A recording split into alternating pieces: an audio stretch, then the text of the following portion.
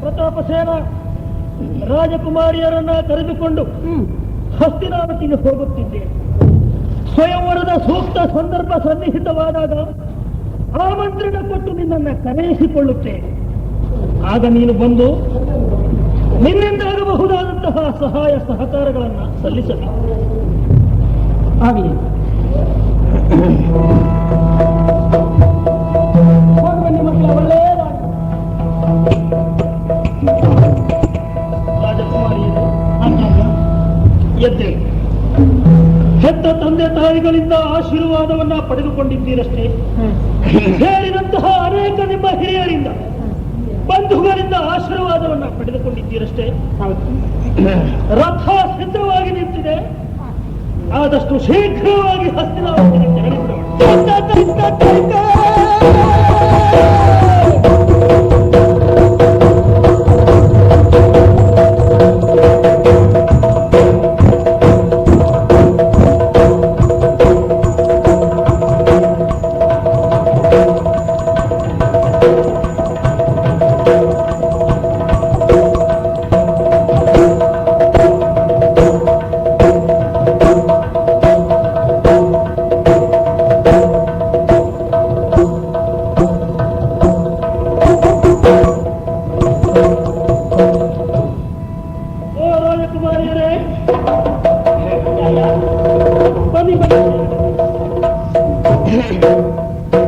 ರಾಜಕುಮಾರಿಯರೇ, ಕಾಶಿ ನಗರದಿಂದ ಹೊರಟಂತಹ ನಾವು ಹಸ್ತಿನಾವತಿಗೆ ಬಂದು ತಲುಪಿದ್ದಾಗಿದೆ ಅಷ್ಟೇ. ಸತ್ಯ, ಸಾಕಷ್ಟು ವಿಶ್ರಾಂತಿಯನ್ನ ಪಡೆದುಕೊಂಡಿದ್ದಾಗಿದೆ.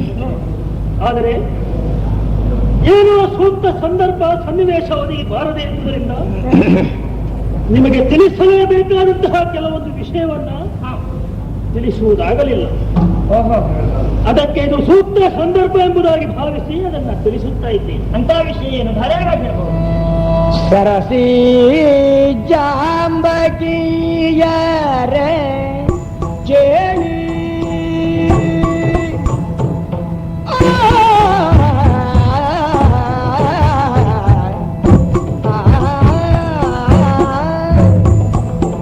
ಸರಸಿ ಜಾಂಬಕಿಯ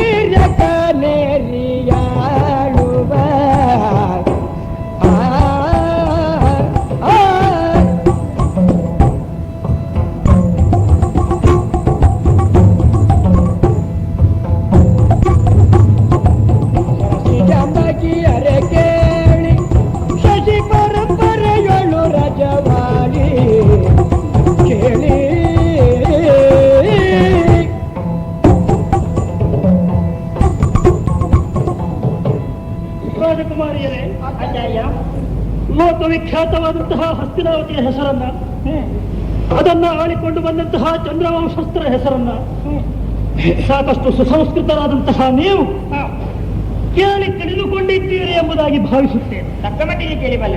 ಅಂತಹ ಹಸ್ತಿನಾವತಿಯ ಸಿಂಹಾಸನವನ್ನ ಏರಿ ರಾಜ್ಯಭಾರವನ್ನು ಮಾಡುತ್ತಿರುವಂತಹ ವ್ಯಕ್ತಿ ಸದ್ಯನ್ನ ತಮ್ಮನಾದಂತಹ ವಿಚಿತ್ರವೀರ. ಕೇವಲ ರಾಜ್ಯಭಾರವನ್ನು ನಡೆಸುವುದಕ್ಕಷ್ಟೇ ಸೀಮಿತವಾದಂತಹ ವ್ಯಕ್ತಿತ್ವ ಅಲ್ಲ. ವಹಿಸಿಕೊಂಡಿರುವಂತಹ ಅಧಿಕಾರದ ಜೊತೆಗೆ ತಮ್ಮನಾದಂತಹ ವಿಚಿತ್ರ ವೀರ್ಯ, ವಿದ್ಯಾವಂತ, ರೂಪವಂತ, ಪರಾಕ್ರಮಿ, ಸಂಸ್ಕಾರವಂತ ಅಂತಹ ವಿಚಿತ್ರ ವೀರ್ಯರನ್ನ ನೀವು ಮೂವರು ವಹಿಸಬೇಕು. ಆ ಮೂಲಕವಾಗಿ ನನ್ನ ಚಂದ್ರವಂಶ ಬೆಳೆಯುವುದನ್ನು ನಾನು ನೋಡಬೇಕು ಎನ್ನುವಂತಹ ಒಂದು ಹಿರಿಯಾಸೆಯಿಂದ ನಿಮ್ಮನ್ನ ಇಲ್ಲಿಯ ತನಕ ಕರೆದು ತಂದಿದ್ದೇನೆ. ಈ ನನ್ನ ಅಭಿಪ್ರಾಯ ನಿಮಗೆ ಸಮ್ಮತವೆಂದು ಭಾವಿಸಲೇ? ಆಚಾರ್ಯರೇ, ಪವಿತ್ರವಾದ ಕ್ಷೇತ್ರ ಕಾಶಿ ಕ್ಷೇತ್ರ. ಕಾಶಿ ಕ್ಷೇತ್ರದಲ್ಲಿ ಜನಿಸಿ ಕಣಕುಪ್ಪಿದ ನಮ್ಮನ್ನ ಗೆದ್ದು ತಂದವರು ತಾವು.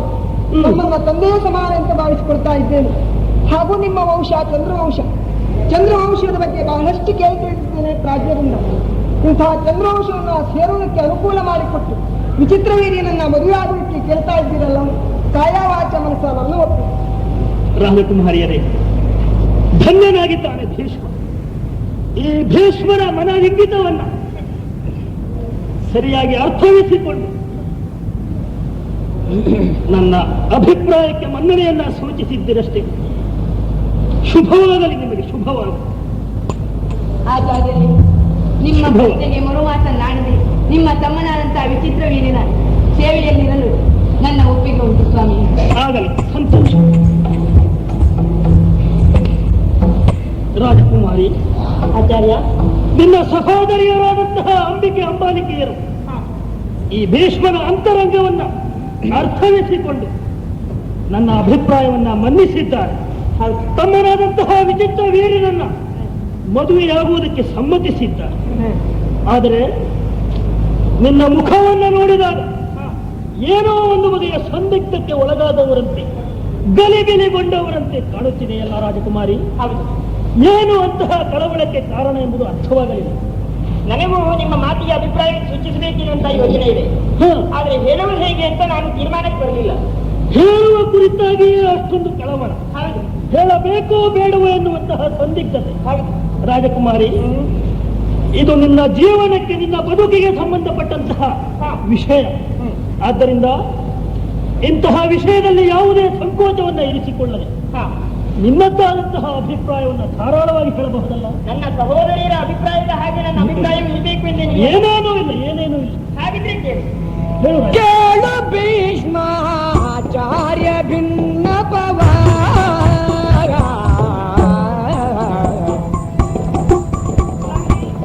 ಕೇಳು ಭೀಷ್ಮಾಚಾರ್ಯ ಭಿನ್ನ ಪವ ಸತ್ಕೀರ್ತಿ ಸದ್ಗುಣಶೀಲ ಬೇನುವೆ ಎನ್ನ ಮನ ತೊಲವ. ಸತ್ಕೀರ್ತಿ ಸದ್ಗುಣಶೀಲ ಬೇನುವೆ ಎನ್ನ ಮನದೊಲವ. ಹೋಲಲಾಮರ ಜಯಿಸಿ ಮೆರದಿಯ ತೋಳಿಗಳು ಬಿಗಿದಪ್ಪಿ. ಹೋಲಲಾಮರ ಜಯಿಸಿ ಮೆರದಿಯ ತೋಳಿಗಳು ಬಿಗಿದಪ್ಪಿ. ಮನ್ಮಥ ಕೇಳಿಗಳು ನೀ ಎನ್ನ ಮನವನು ಕಾಲ ಕಾಲಕ್ಕೂ ತೃಪ್ತಿಪಡಿಸದೆ. ಮನ್ಮಥ ಕೇಳಿಗಳು ನೀವು ಎನ್ನ ಮನವನು ಕಾಲ ಕಾಲಕ್ಕೂ ತೃಪ್ತಿಪಡಿಸದೆ.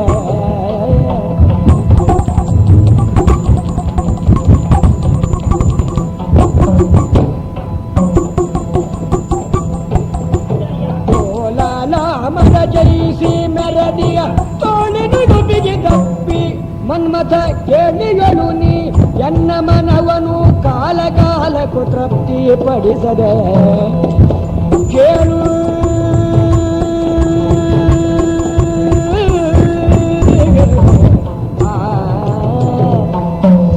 ಕೇಳು ಭೀಷ್ಮಾಚಾರ್ಯ ಭಿನ್ನಪವ.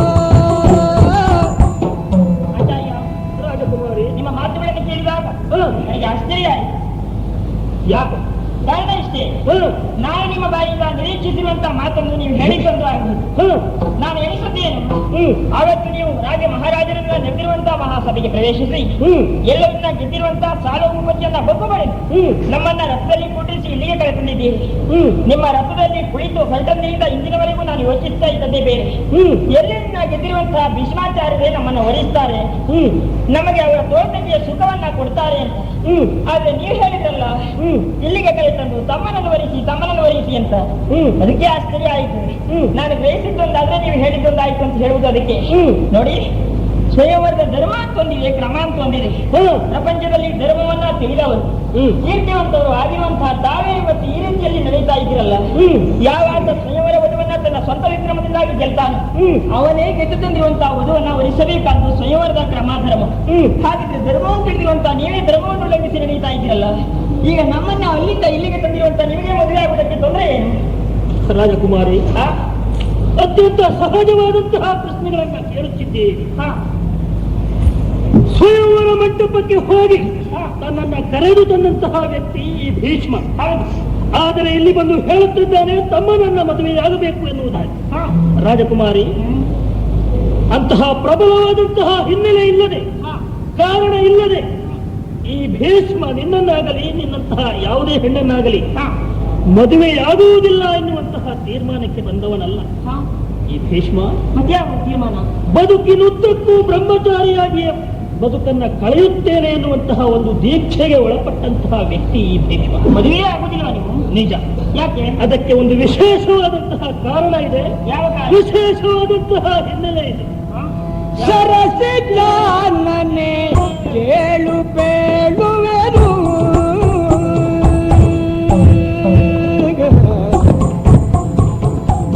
ಸರಸಿದ್ದಾನನೆ ಕೇಳು ಬೇಡುವೆನು, ನೀ ಕೇಳು ಬೇಡುವೆನು. ಪಿತನಾದ ಶಂತನು ಧರಣಿ ಪಾಲಗೆ ಸತ್ಯವತಿಯಳನು, ಪಿತನಾದ ಶಂತನು ಧರಣಿ ಪಾಲ ಸತ್ಯವತಿಯಳನು.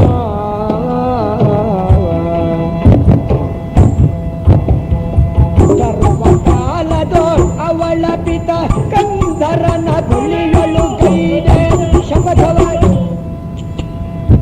ಸರ್ವಕಾಲದ ಅವಳ ಪಿತ ಕಂದರನ ಬಲಿಗಳು ಕೈದೆ ಶಪಥವಾಗಿ. ಮರಣ ಪರ್ಯಂತರವು ಸತಿಯರನ್ನು ಅರಿಸೆ ರಾಜ್ಯವ ನಾಳೆ ಎನ್ನುತ್ತ ಕೇಳು.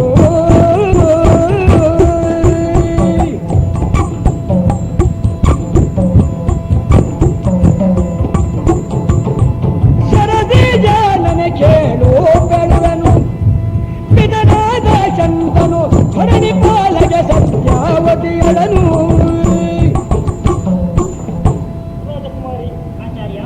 ಬಹುಕಾಲದ ಹಿಂದೆ ತನ್ನ ತೀರ್ಥರೂಪರಾದಂತಹ ಶಂತನು ಚಕ್ರವರ್ತಿಗೆ ಆ ದಾಸರಾಜನ ಮಗಳಾದಂತಹ ಸತ್ಯವತಿ ದೇವಿಯನ್ನ ತಂದು ಮರುಮದುವೆ ಮಾಡಿಸುವಂತಹ ಹೊಣೆಗಾರಿಕೆ ಈ ಭೀಷ್ಮನ ಪಾಲಿಗೆ ಬಂತು. ಅಪ್ಪನಿಗೆ ಮದುವೆ ಮಾಡಿಸಿಕೊಟ್ಟವರು. ನಿಜ, ಏನು ಮಾಡೋಣ. ಆದರೆ ಅದಕ್ಕಾಗಿ ದುಃಖಿಸಿದವನಲ್ಲ ಈ ಭೀಷ್ಮ. ಆದರೆ ಆ ದಾಸರಾಜನಾದಂತಹ ಕಂದರ ಸುಲಭವಾಗಿ ನನ್ನ ಅಪೇಕ್ಷೆಯನ್ನು ಈಡೇರಿಸುವುದಕ್ಕೆ ಸಿದ್ಧನಾಗಿರಲಿಲ್ಲ. ತನ್ನ ಸತ್ಯವತಿಯ ಹೊಟ್ಟೆಯಲ್ಲಿ ಹುಟ್ಟುವಂತಹ ಮಕ್ಕಳಿಗೆ ಹಸ್ತಿನಾವತಿಯ ಸಿಂಹಾಸನದ ಅಧಿಕಾರ ದೊರೆಯಬೇಕು ಎನ್ನುವುದು ಆತನ ಇಂಗಿತವಾಗಿತ್ತು. ಈ ಭೀಷ್ಮನಿಗೂ ಸಿಂಹಾಸನದ ಅಧಿಕಾರಕ್ಕಿಂತ ತಂದೆಯ ಹಿತವೇ ಮುಖ್ಯವಾಗಿ ಕಂಡಿತು. ಒಳ್ಳೆಯ ಮಗನಿಗೆ ಹಾಗೆ ತಂದೆಯ ಕ್ಷೇತ್ರ. ಆ ದಾಸರಾಜನನ್ನು ಒಪ್ಪಿಸುವುದಕ್ಕಾಗಿ ಈ ಭೀಷ್ಮ ಎರಡು ಪ್ರತಿಜ್ಞೆಗಳನ್ನ ಮಾಡಬೇಕಾಯಿತು. ಯಾವ ಪ್ರತಿಜ್ಞೆ? ಎಂದೆಂದಿಗೂ ಹಸ್ತಿನಾವತಿಯ ಸಿಂಹಾಸನವನ್ನ ಏರುವುದಿಲ್ಲ ಎನ್ನುವಂತಹ ಒಂದು ಪ್ರತಿಜ್ಞೆ. ಆದರೆ ಕೇವಲ ಅಷ್ಟರಿಂದಲೇ ತೃಪ್ತಿಯಾಗಲಿಲ್ಲ ಆ ಕಂದರ್ನಿಗೆ. ಈ ಭೀಷ್ಮನಲ್ಲದಿದ್ದರೂ ಭೀಷ್ಮನ ಸಂತತಿ ನಾಳೆ ಹಸ್ತಿನಾವತಿಯ ಸಿಂಹಾಸನಕ್ಕಾಗಿ ಸತ್ಯವತಿಯ ಮಕ್ಕಳೊಂದಿಗೆ ವೈರವನ್ನು ಸಾಧಿಸಬಹುದು ಎನ್ನುವಂತಹ ಭಯ ಆತನನ್ನ ಕಾಡತೊಡಗಿತ್ತು. ಅಂತೆಯೇ ಆತನ ಆ ಭಯವನ್ನು ಸಹ ದೂರ ಮಾಡುವುದಕ್ಕಾಗಿ ಆಜೀವ ಪರ್ಯಂತರವಾಗಿ ಬ್ರಹ್ಮಚಾರಿಯಾಗಿಯೇ ಉಳಿಯುತ್ತೇನೆ ಎಂಬುದಾಗಿ ಈ ಭೀಷ್ಮ ಪ್ರತಿಜ್ಞೆಯನ್ನ ಮಾಡಿದ. ಇನ್ನೊಂದು ಪ್ರತಿಜ್ಞೆಯನ್ನು ಮಾಡಿದ, ದೇವತೆಗಳ ಸಾಕ್ಷಿಯಾಗಿ ಮಾಡಿದಂತಹ ಪ್ರತಿಜ್ಞೆ. ಕಿನ್ನರರು, ಕೆಂಪುರುಷರು, ಗಂಧರ್ವರು ಮೊದಲಾದಂತಹ ಮೇರು ಸದಸ್ಯ ವ್ಯಕ್ತಿಗಳ ಸಾಕ್ಷಿಯಾಗಿ ಮಾಡಿದಂತಹ ಪ್ರತಿಜ್ಞೆ, ಎಲ್ಲಕ್ಕಿಂತಲೂ ಮಿಗಿಲಾಗಿ ಅಂತರಂಗಕ್ಕೆ ಸಾಕ್ಷಿಯಾಗಿ ಮಾಡಿದಂತಹ ಪ್ರತಿಜ್ಞೆ. ಆದ್ದರಿಂದ ಅಂತಹ ಪ್ರತಿಜ್ಞೆಯಿಂದ ವಿಚಲಿತನಾಗಿ ಈ ಭೀಷ್ಮ ಎಂದೆಂದಿಗೂ ಲೋಕದ ನಿಂದೆಗೆ ಗುರಿಯಾಗಲಾರ. ರಾಜಕುಮಾರಿ, ಆ ವಿಷಯದಲ್ಲಿ ಈ ಭೀಷ್ಮನನ್ನು ಒತ್ತಾಯಿಸಬಾರದು. ಅಲ್ಲ, ನಮ್ಮದು ಒತ್ತಾಯ ಏನಿಲ್ಲ. ಆದ್ರೆ ಧರ್ಮವನ್ನು ತಿಳಿದಿರುವಂತ ನೀವು ಹೀಗೆ ಮಾಡಿದ್ದಕ್ಕೆ ಕಾರಣ ಏನು ಅಂತ ಕೇಳಿದೆ ಅಷ್ಟೇ. ಹಾಗಿದ್ರೆ ನಮ್ಮನ್ನ ನಿಮಗೆ ಮದುವೆ ಆಗುವುದಕ್ಕೆ ನಿಮ್ಮ ಬ್ರಹ್ಮಚರ್ಯವೇ ಸೊಡಕು. ನಿಜ. ಪ್ರತಿಜ್ಞೆಯೇ ತೊಂದರೆ ಅಂತ ನಿಜ. ಹಾಗಿದ್ರೆ ನಿಮ್ಮ ತಮ್ಮನನ್ನು ವಹಿಸುವುದಕ್ಕೆ ನನಗೂ ಒಂದು ತೊಂದರೆ ಉಂಟಲ್ಲ. ಯಾವ ತೊಂದರೆ? ಹೇಳ. ಕರುಣಾ ನಿಧಿಯವಧರಿಸು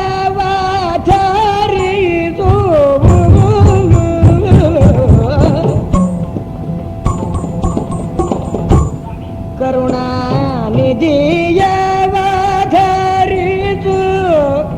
ಸರ್ವಜ್ಞ ನೀನು ಸರ್ವಜ್ಞ ನೀನು ಚರಣ ಚಿತ್ತಂಗಳಂತೆ ಕೈಯೋ ಪ್ರಾರ್ಥಿಪನ ಚರಣ ಚಿತ್ತಗಳಂತೆ ಗೈದು ಪ್ರಾರ್ಥಿಪನ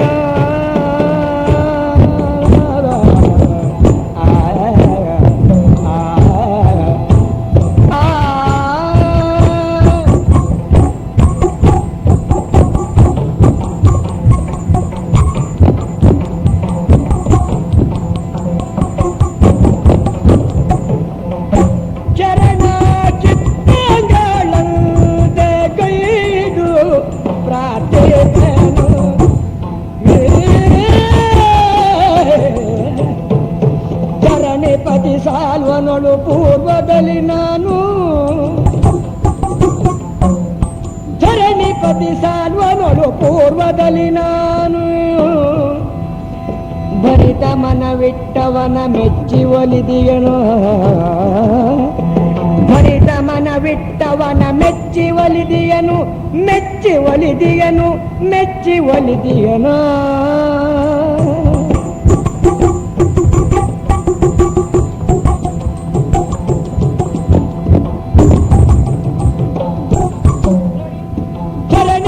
ಸಾಲ್ವನಳು ಪೂರ್ವದಲ್ಲಿ ನಾನು ಭರಿತ ಮನವಿಟ್ಟವನ ಮೆಚ್ಚಿ ಒಲಿದಿಯನು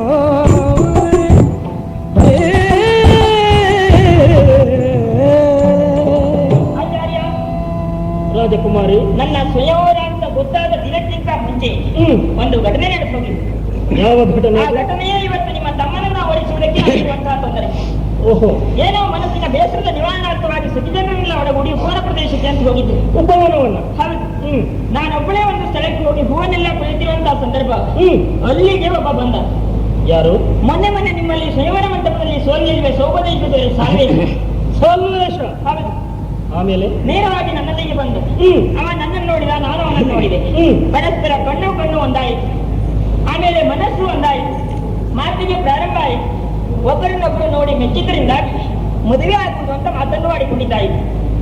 ಆಮೇಲೆ ಈಗ ನಿಮ್ಮಲ್ಲಿಯೇ ಕೇಳುವುದು, ಅವರಲ್ಲಿ ಮನಸ್ಸನ್ನು ನಾನಿಟ್ಟವಳು ಮನ್ಮಾನದವಳು ನಿಗವನ್ನ ಬಿಡಬಹುದೇ ಹೇಳಿ, ಸಾಧ್ಯವಾ? ರಾಜಕುಮಾರಿ, ಮನ್ಮೋಹನದೊಳೊಲಿದವನನ್ನ ಬಿಡಬಹುದೇ ಎಂಬುದಾಗಿ ಪ್ರಶ್ನಿಸುತ್ತಿದ್ದೀವಿ. ಬಿಡಬಾರದು, ಖಂಡಿತವಾಗಿಯೂ ಬಿಡಬಾರದು. ಅದೇ ಯಾರನ್ನ ಮನಸ್ಸಾಕ್ಷಿಯಾಗಿ ಮೆಚ್ಚಿದ್ದೀಯೋ, ಒಪ್ಪಿದ್ದೀಯೋ, ಮದುವೆಯಾಗುತ್ತೇನೆಂದು ಭರವಸೆಯನ್ನ ಪಟ್ಟಿದ್ದೀಯೋ, ಅಂತವನನ್ನ ಬಿಡುವುದು ಸಹಜವಾಗಿಯೇ ಅನ್ಯಾಯ. ಹೌದಾ? ಆದರೆ ಸಹಜವಾಗಿಯೇ ಒಂದು ಪ್ರಶ್ನೆ ಹುಟ್ಟುತ್ತದೆ. ಯಾವುದು? ಸ್ವಯಂವರಕ್ಕಿಂತಲೂ ಮುಂಚಿತವಾಗಿ ಸಾಲ್ವನನ್ನ ಕಂಡು ಆತನಲ್ಲಿ ಅನುರಕ್ತಳಾಗಿ ಆತನನ್ನೇ ಮದುವೆಯಾಗುತ್ತೇನೆ ಎಂಬುದಾಗಿ ಮಾತು ಕೊಟ್ಟಂತಹ ನೀನು ನಿನ್ನ ತಂದೆ ಏರ್ಪಡಿಸಿದಂತಹ ಸ್ವಯಂವರದಲ್ಲಿ ಯಾಕೆ ಭಾಗವಹಿಸಿದೆ ಎನ್ನುವುದು ಅರ್ಥವಾಗುವುದಿಲ್ಲ. ಸಾಲ್ವನಲ್ಲಿ ಅನುರಕ್ತಳಾದಂತಹ ವಿಷಯವನ್ನ ತಂದೆಗೆ ತಿಳಿಸಲಿಲ್ಲವೇ? ಅಥವಾ ಅದನ್ನ ತಿಳಿದು ಸಹ ನಿನ್ನ ತಂದೆಯಾದಂತಹ ಪ್ರತಾಪಸೇನ ಸ್ವಯಂವರದಲ್ಲಿ ಭಾಗವಹಿಸಬೇಕಾದಂತಹ ಅನಿವಾರ್ಯ ಪರಿಸ್ಥಿತಿಯನ್ನ ನಿರ್ಮಿಸಿದನೆ? ಯಾವುದು ಅರ್ಥವಾಗುವುದಿಲ್ಲವಲ್ಲ ರಾಜಕುಮಾರಿ? ಅಪ್ಪನಿಗೆ ಗೊತ್ತಿದ್ರೆ ನಾನು ಮಾಲೆಯನ್ನ ಹಿಡಿದು ಸ್ವಯಂವರ ಮಂಟಪಕ್ಕೆ ಬರುವುದಕ್ಕೆ ಆಗ್ತಾ ಇದ್ದ. ಈ ವಿಷಯ ಎನ್ನ ಪಿತನಿಗೆ ತಿಳಿಯದೆ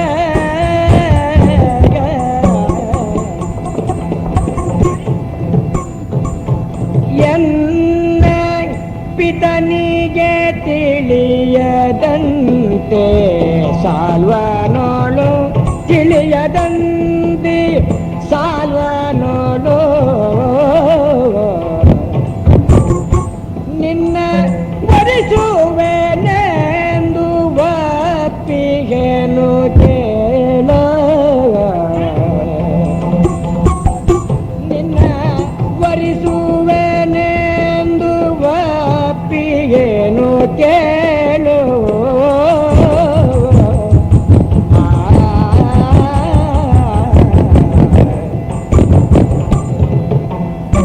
ನಿನ್ನ ವರಿಸುವೆನೆಂದು ಒಪ್ಪಿಗೆನು ಕೇಳು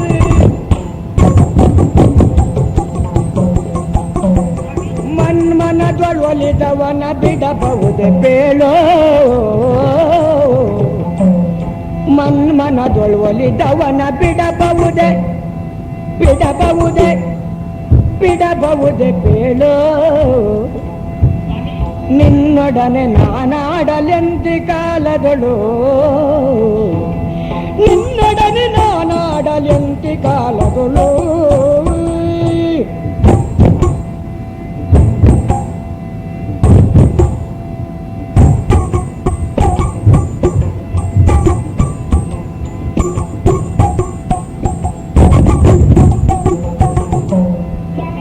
ಮನದೊಳೊಲಿದವನ ಬಿಡಬಹುದೇ ಬೇಳು ನಿನ್ನೊಡನೆ ನಾನಾಡಲೆಂತಿ ಕಾಲದಳು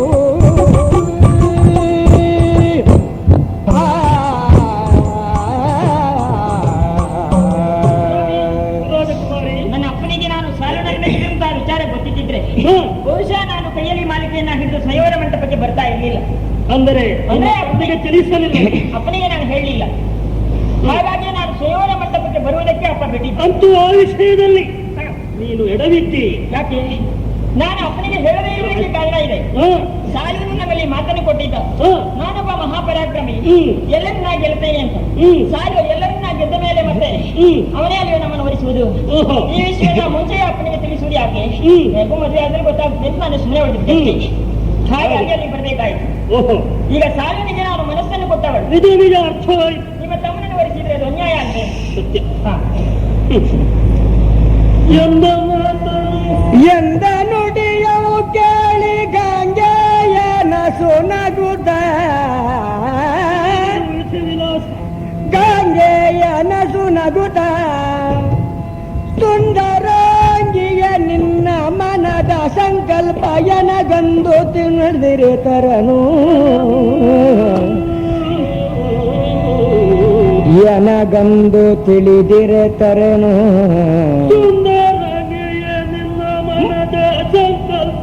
ಎನಗಂದು ತಿಳಿದಿರೆ ತರನು ನಡೆದ ಕಾರ್ಯಕ್ಕಿನ್ನು ಮುಂದೇನ ಮಾಡ್ಪುದೀಗ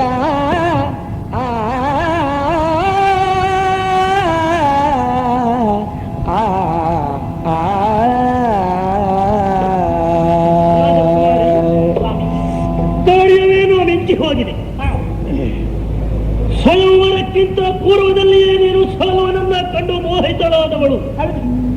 ಆತನಲ್ಲಿ ಅನುರಕ್ತಳಾಗಿ ಆತನನ್ನೇ ಮದುವೆಯಾಗುತ್ತೇನೆಂಬುದಾಗಿ ಮಾತನ್ನ ಕೊಟ್ಟವಳು ಎನ್ನುವಂತಹ ವಿಷಯ ಅಂದು ಈ ಭೀಷ್ಮನಿಗೆ ತಿಳಿದಿದ್ದರೆ ನಿನ್ನನ್ನ ಕರೆದು ತರುವಂತಹ ಪ್ರಯತ್ನಕ್ಕೆ ಮುಂದಾಗುತ್ತಿರಲಿಲ್ಲ ಈ ಭೀಷ್ಮ. ಏನೋ ಕಾರ್ಯ ಮಿಂಚಿ ಹೋಗಿದೆ. ಆದರೆ ಏನು ಎದುರಾದಂತಹ ಈ ಸಮಸ್ಯೆಯನ್ನ ಪರಿಹರಿಸುವಂತಹ ದಿಸೆಯಲ್ಲಿ ಯಾವುದಾದರೊಂದು ವಿಚಾರ ನಿನ್ನ ಬುದ್ಧಿಗೆ ಹೊಳೆದರೆ, ನಿನಗೆ ಒಪ್ಪಿತವಾದಂತಹ ಯಾವುದಾದರೂ ವಿಚಾರ ನಿನ್ನ ಮನಸ್ಸಿಗೆ ಕಂಡರೆ ಅದನ್ನ ಧಾರಾಳವಾಗಿ ತಿಳಿಸಬಹುದಲ್ಲ. ಅಂದ್ರೆ ಬಂದ ಸಮಸ್ಯೆ ಎನ್ನುವಂತಹ ಸಮಸ್ಯೆಗೆ ಪರಿಹಾರ ನಾನು ಸೂಚಿಸ್ತೇನೆ. ಸೂಚಿಸಬಲ್ಲೆ. ಅದಕ್ಕಾಗಿ ಯೋಚನೆ. ಚಂದಿರಾನ್ವಯ ದೀಪ ಕೇಳೋ ಚಂದಿರಾನ್ವಯ ದೀಪ ಕೇಳು ಸತ್ಯಸಂಧ ನೀನೆಂಬುದವರಿದಿರ್ಬೇ ಸತ್ಯಸಂಧ ನೀನೆಂಬುದವರಿದಿರ್ಬೇ ಎಂದಿಗೈ ತಗಳೆನುತ ಮಾರ್ಗವವು ನೋಡುತ್ತೀಗ ಎಂದಿಗೈತಗಳನ್ನು ಮಾರ್ಗವು ನೋಡುತ್ತೀಗ ಸಾಲ್ವನಲ್ಲಿಗೆ ಕಳುಹಿಸೋ ಎಂದಿಗೈತಗಳನ್ನು ಮಾರ್ಗವು ನೋಡುತ್ತೀಗ ಸಾಲ್ವನಲ್ಲಿಗೆ ಕಳುಹಿಸೋ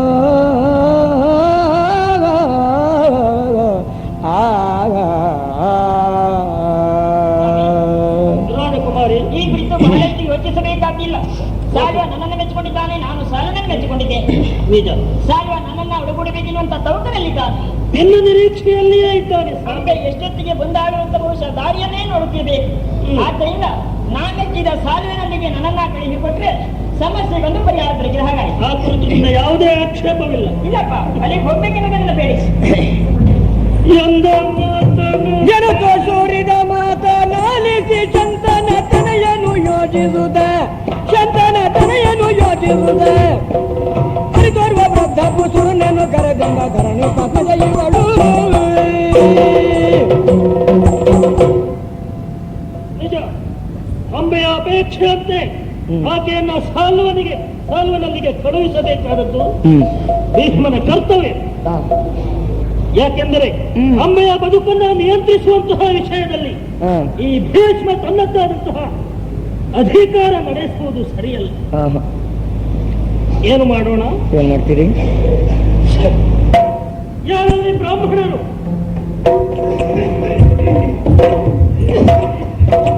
ಬನ್ನಿ ಸ್ವಾಮಿ, ಇದು ನಮಸ್ಕರಿಸಿಕೊಂಡಿದ್ದೆ. ಏನೋ ಅವಸರದ ಕರೆ ಬಂತು. ಬ್ರಾಹ್ಮಣರೇ, ತಮ್ಮನ್ನೇ ಕುರಿತಾಗಿ ಕರೆಸಿಕೊಂಡಂತಹ ಕಾರಣ ಬಹುಶಃ ತಿಳಿಯಲಿಲ್ಲ. ಇಲ್ಲ, ಗೊತ್ತಾಗ್ಲಿಲ್ಲ ಸ್ವಾಮಿ. ಇದು ಇಲ್ಲಿ ನಿಂತಿದ್ದಾರಲ್ಲ, ಈ ಹೆಣ್ಣು ಕಾಶಿ ದೇಶದ ಅರಸನಾದಂತಹ ಪ್ರತಾಪಸೇನನ ಮಗಳು ಈಕೆ. ಅಂಬೆ ಎಂಬುದಾಗಿ ಈಕೆಯ ಹೆಸರು. 3 ಜನ ಹೆಣ್ಮಕ್ಳನ್ನ ಕರೆ ತಂದಿದ್ದಿ ಅಂತ ಸುದ್ದಿ. ಅವಳಲ್ಲಿ ಹಿರಿಯವಳು ಈಕೆ. ನಿಜ. ಏನು ಆ ಸೌಭ ದೇಶದ ಅರಸನಾದಂತಹ ಸಾಲ್ವನನ್ನ ಮೆಚ್ಚಿದವಳಂತೆ ಈಕೆ. ಆತನಲ್ಲಿಗೆ ಹೋಗುತ್ತೇನೆ, ಆತನನ್ನು ವರಿಸುವುದಕ್ಕಾಗಿ ಎಂಬುದಾಗಿ ತನ್ನ ಅಪೇಕ್ಷೆಯನ್ನ ವ್ಯಕ್ತಪಡಿಸುತ್ತಿದ್ದಾಳೆ. ಆಕೆಯ ಅಪೇಕ್ಷೆಯಂತೆ ಆಕೆಯನ್ನ ಕಳುಹಿಸಿಕೊಡಬೇಕು ಎಂಬುದಾಗಿ ನಿರ್ಧರಿಸಿದ್ದೇವೆ. ಅವಳನ್ನು ಕಳಿಸುವುದಕ್ಕೂ ನನ್ನನ್ನು ಕರೆದದ್ದು ಸ್ವಾಮಿ. ಕಾಯ ಪ್ರಬುದ್ಧಿಯಾದಂತಹ ಈಕೆಯನ್ನ ಏಕಾಂಗಿಯಾಗಿ ಕಳುಹಿಸುವುದು ಲೋಕನೀತಿಯಲ್ಲವೆಂದು ಭಾವಿಸಿ ವಯೋವೃದ್ಧರು ಜ್ಞಾನವೃದ್ಧರು ಆದಂತಹ ತಮ್ಮೊಂದಿಗೆ ಏಕೆಯನ್ನ ಕಳುಹಿಸಬೇಕು ಎಂಬುದಾಗಿ ನಿಶ್ಚಯಿಸಿ ತಮ್ಮನ್ನ ಕರೆಸಿಕೊಂಡಿದ್ದೆ. ಅದಕ್ಕೆ ಆದಷ್ಟು ಶೀಘ್ರವಾಗಿ ಈ ಕೆಲಸವನ್ನ ಮಾಡಿ ಮುಗಿಸಿರ್ತೀನಿ. ಹಾಗೆಲ್ಲ ಹೇಳುವುದೇ ಬೇಡ, ಯಾಕೆಂದ್ರೆ ಸನ್ನಿಧಿಯಿಂದ ಅಪರಾಧ ಆದ್ರೆ ಮುಗ್ದೇ ಹೋಯ್ತು. ಅಲ್ಲ ಅಂತ ಹೇಳಲಿಕ್ಕಾಗ್ತದೆ. ಅಂಬೆಯನ್ನೇ ಒಮ್ಮೆ ಕೇಳಿ ನೋಡು. ಅಂಬೆ ಯಾಕೆ ನಾನು ಆದೀತ ನಿಮ್ಗೆ ಕುಡಿತ? ನಿನಗೆ ಆದೀತು ಅಂತ ಆದ್ರೆ ನನಗೆ ಕೂಡಿದ. ನಿಮ್ಗೆ ಕೂಡಿದ್ರೆ ನನಗಾದಿ. ಹಾಗಿದ್ರೆ ಹೋಗುವ ಮರೆಕಡೆ ಆಗಿ ಸ್ವಾಮಿ.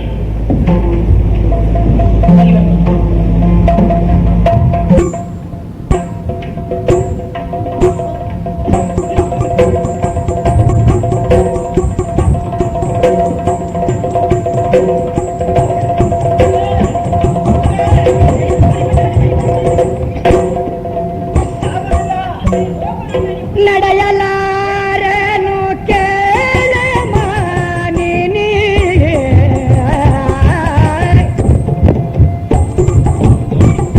ನಡೆಯಲಾರನು ಕೇಳ ಮಾನಿನೇ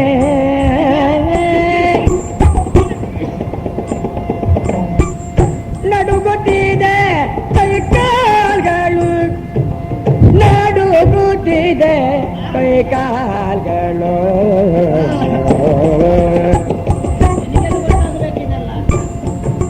ಕಡು ಮದಾಂಧದ ಪ್ರಾಯ ಕಾಪಿದ ಕಡು ಮದಾಂಧದ ಪ್ರಾಯ ಕಾಪಿದ ಹುಡುಗಿ ನೀನು ಕಡು ಮದಾಂಧದ ಪ್ರಾಯ ಕಾಪಿದ ಹುಡುಗಿ ನೀನು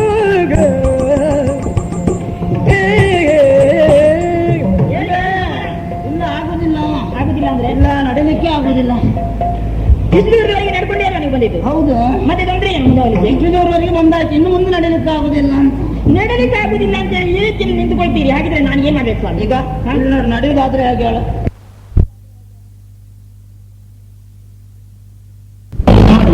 ಎಷ್ಟು ಗಟ್ಟಿ ಹಿಡಿದ್ರು ನಡೀತದೆ.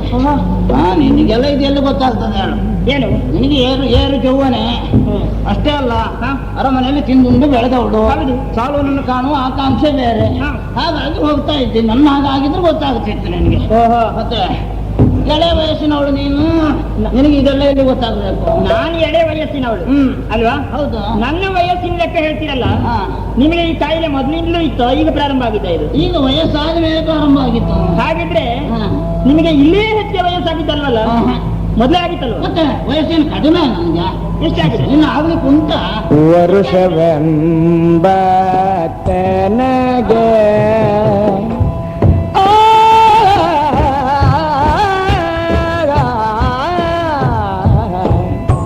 ವರುಷವೆಂಬಟ್ಟೆನಗೆ ಕ್ಷಣದಲ್ಲಿ ಶಿರವು ಕಂಪಿಸುತ್ತಿರುವುದು, ಕ್ಷಣದಲ್ಲಿ ಶಿರವು ಕಂಪಿಸುತ್ತಿರುವುದು,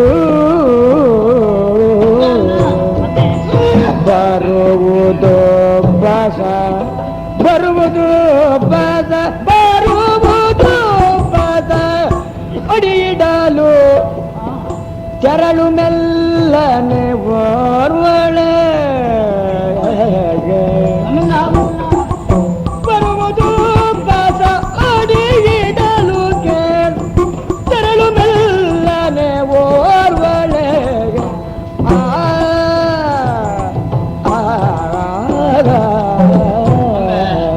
ಒಂದೆರಡು ರೋಗ ಆಗಿದ್ರೆ ಏನು ಮಾಡಬಹುದು. ಎಷ್ಟು ರೋಗ ಉಂಟು? ವಯಸ್ಸು ಬಹಳಷ್ಟು ಆಗಿ ಹೋಯ್ತು. ಈಗ ಈ ವಯಸ್ಸಿನಲ್ಲಿ ಇಷ್ಟೆಲ್ಲ ರೋಗ ಬರ್ತದೆ ಅಂತ ಈಗಲೇ ಗೊತ್ತಾದದ್ದು ನನಗೆ. ಮತ್ತೆ ಇದು ಅನುವಂಶೀಯವೋ ಇಲ್ಲ ಇಲ್ಲ, ಅಥವಾ ವಯಸ್ಸಾದ್ರಿಂದಾಗಿ ಆರೋಗ್ಯ ಕೆಟ್ಟು ಬಂದಿದ್ದ? ಹಾಗಲ್ಲಪ್ಪ. ವಯಸ್ಸಾದ ಮೇಲೆ ಆರೋಗ್ಯ ಸರಿ ಇಟ್ಟುಕೊಳ್ತೇನೆ ನಾನು. ಯಾಕೆಂದ್ರೆ ಸಿಕ್ಕಾಪಟ್ಟೆ ತಿನ್ಲಿಕ್ಕೆ ಹೋಗುದಿಲ್ಲ, ಹಾಗಂತ ಬೇಕಾದ್ರೂ ತಿನ್ನೋದಕ್ಕೆ ಸಿಗುದಿಲ್ಲ. ಏನಾದ್ರೂ ತಿಂದು ಬಿಡ್ತೇವೆ, ಹೆಚ್ಚು ಕಡಿಮೆ ಆಗುತ್ತದೆ. ಹಾಗಿದ್ರೆ ತಿಂದಷ್ಟನ್ನ ಜೀರ್ಣ ಮಾಡಿಕೊಳ್ಳಲಿಕ್ಕೆ ನಿಮ್ಮಿಂದ ಆಗುದಿಲ್ಲ? ಆಗುದಿಲ್ಲ. ಎಷ್ಟು ವಯಸ್ಸಾಯ್ತು ಹಾಗಿದ್ರೆ? ಅಯ್ಯೋ, ಈಗ ಊರು ಹೋಗುವಂತದೇ ಕಾಡುವ ಅಂತ ನನಗೆ. ಒಳಗೆರಗಿದ ಮರ ಅಲ್ಲ ನಾನು. ಮತ್ತೆ ಇನ್ನು 20 ಕಡಿಮೆ ಉಂಟು ಅಷ್ಟೇ. ಎಷ್ಟಕ್ಕೆ? 100ಕ್ಕೆ. ಅಂದ್ರೆ 80 ವರ್ಷ ಆಯ್ತು ನಿಮ್ಗೆ? 80 ವರ್ಷ ವಯಸ್ಸು. ಅಬ್ಬಬ್ಬ, ಹಾಗಾಗಿ ಇಷ್ಟೆಲ್ಲ ತೊಂದ್ರೆ ಈ ನಿಮ್ಮೂರಿನಲ್ಲಿ ಇಷ್ಟು ವಯಸ್ಸಾದವರು ಗಟ್ಟಿ ಇದ್ದಾರಾ? ಇಲ್ಲಪ್ಪ. ಮತ್ತೆ ಕೆಲವರು ಗಟ್ಟಿ ಇದ್ದಾರೆ, ಕೆಲವರಿಗೆ 80 ಅಲ್ಲ 60 ಆದ್ರೂ ಸಾಕಾಗ್ತದೆ, ಅವರಿಂದ ನಡೆದಾಡ್ಲಿಕ್ಕೆ ಆಗುದಿಲ್ಲ. ಹೌದು. ಈಗೀಗ ನಮ್ಮ ಊರಿನಲ್ಲಿ 30 ವರ್ಷದವರೆಗೂ ನಗದು ಬಿದ್ದೋಗಿದ್ದಾರೆ. ಹಾಗೆ ಆರೋಗ್ಯ ಇಟ್ಟುಕೊಂಡ ಹಾಗೆ ಒಂದೆರಡು ರೋಗ ಬೇಡ. ಈಗ ಇಲ್ಲಿ ನೋಡು, ಅದೇನದು? ಈ ಕುತ್ತಿಗೆ ನನ್ನ ಮಾತೇ ಕೇಳೋದಿಲ್ಲ, ನನ್ನನ್ನು ತಾನಕೊಂಡು ಪ್ರಾರಂಭ ಮಾಡಿದ್ದಾರೆ. ಮತ್ತೊಂದು ಕಾಯಿಲೆ ಉಂಟು, ಯಾವ್ದು? ತುಮ್ಮು. ದಮ್ಮು ಅಂದ್ರೆ ನೀನು ಹೇಳಿದ್ ಕೇಳಲಿಲ್ಲ? ಏನು? ದಮ್ಮಿದ್ರೆ ಏನು ಮಾಡಬಹುದು ಹೇಳ್ತಾರೆ. ದೇವರನ್ನೇ, ದಮ್ಮಿದ್ರೆ ಏನು ಮಾಡ್ಲಿಕ್ಕೆ ಆಗುದಿಲ್ಲ. ನನಗೆ ಈಗ ಗೊತ್ತಾಗುತ್ತೆ. ಹೌದು. ನಿಮ್ಗದು ಹೆಚ್ಚಾಯ್ತು? ಹೆಚ್ಚಾಯ್ತು.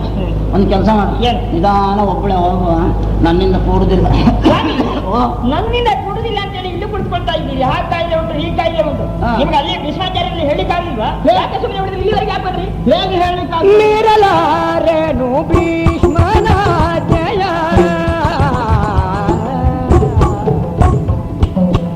ಮೀರಲಾರೆನು ಭೀಷ್ಮನ ಜಯ, ಸಾರಿ ಜತೆಯಲ್ಲಿ ಬಂದನು, ಸಾರಿ ಜತೆಯಲ್ಲಿ ಬಂದನು. ಒಂದು ಕೆಲಸ ಮಾಡು, ನಾರಿ ಕೈ ಪಿಡಿದೀಗ ಎನ್ನನು ನಡೆಸು, ನಾರಿ ಕೈ ಪಿಡಿದೀಗ ಎನ್ನನು ನಡೆಸು ನೀನು. ಕಡೆ ಕಾಲದಲ್ಲಿ ಒಂದು ಕೆಲಸ ಕರೆದು ಹೇಳಿಬಿಟ್ಟ ಭೀಷ್ಮ, ಆಗುದಿಲ್ಲ ಅಂತ ಹೇಳಲಿಕ್ಕಾಗ್ತದ? ಅವನು ಉಪ್ಪು ಅನ್ನ ತಿಂದು ಬೆಳೆದ ಜೀವ, ಆದ್ರಿಂದ ಒಪ್ಪಿಕೊಂಡು ಬಿಟ್ಟೆ. ಈಗ ನಡೀಲಿಕ್ಕೆ ಆಗುದಿಲ್ಲ. ಈಗ ನಿನ್ನನ್ನು ಇಲ್ಲೇ ನಿಲ್ಸಿಕ್ಕೆ ನನಗೂ ಮನಸ್ಸಿಲ್ಲ. ಭೀಷ್ಮಾಚಾರ್ಯರಲ್ಲಿ ಒಪ್ಪಿಕೊಂಡ್ರೆ ಇಲ್ಲಿ ಬಂದು ಕುಳಿತುಕೊಳ್ತಾ ಇದ್ದೀರಿ, ಬರ್ಲಿಕ್ಕೆ ಆಗುದಿಲ್ಲ ಅಂತ. ನೀವು ಇಲ್ಲೇ ಕುಳಿತುಕೊಂಡ್ರೆ ಭೀಷ್ಮಾಚಾರ್ಯ ಆಜ್ಞೆಯನ್ನು ಪೂರೈಸಿದಾಗ ಅಂತದ? ಬರುವ ಮನಸ್ಸುಂಟು. ಮತ್ತೆ ಮನಸ್ಸಿದ್ರೆ ಈಗ ಈ ಕೋಲು ಉರ್ತಾ ಇದ್ದೇನೆ, ಇದರ ಆಧಾರವು ನನಗೆ ಸಾಕಾಗುದಿಲ್ಲ. ಈಗ ಅದಕ್ಕೆ ನಾನೇನ್ ಮಾಡ್ಬೇಕು ಸ್ವಾಮಿ? ನೀನು ಮನಸ್ಸು ಮಾಡಿದ್ರೆ ಆಗ್ತದೆ. ಮನಸ್ಸು ಮಾಡುದು ಅಂತ ಹೇಳಿದ್ರೆ? ಮನಸ್ಸು ಮಾಡುದಂದ್ರೆ ಈಗ ನನ್ನ ಕೈ ಹಿಡ್ಕ, ನಿಧಾನ ಬರ್ತೇನೆ. ಸ್ವಲ್ಪ ಏನ್ ಮಾಡ್ಬೇಕು? ಕೈ ಹಿಡಿ.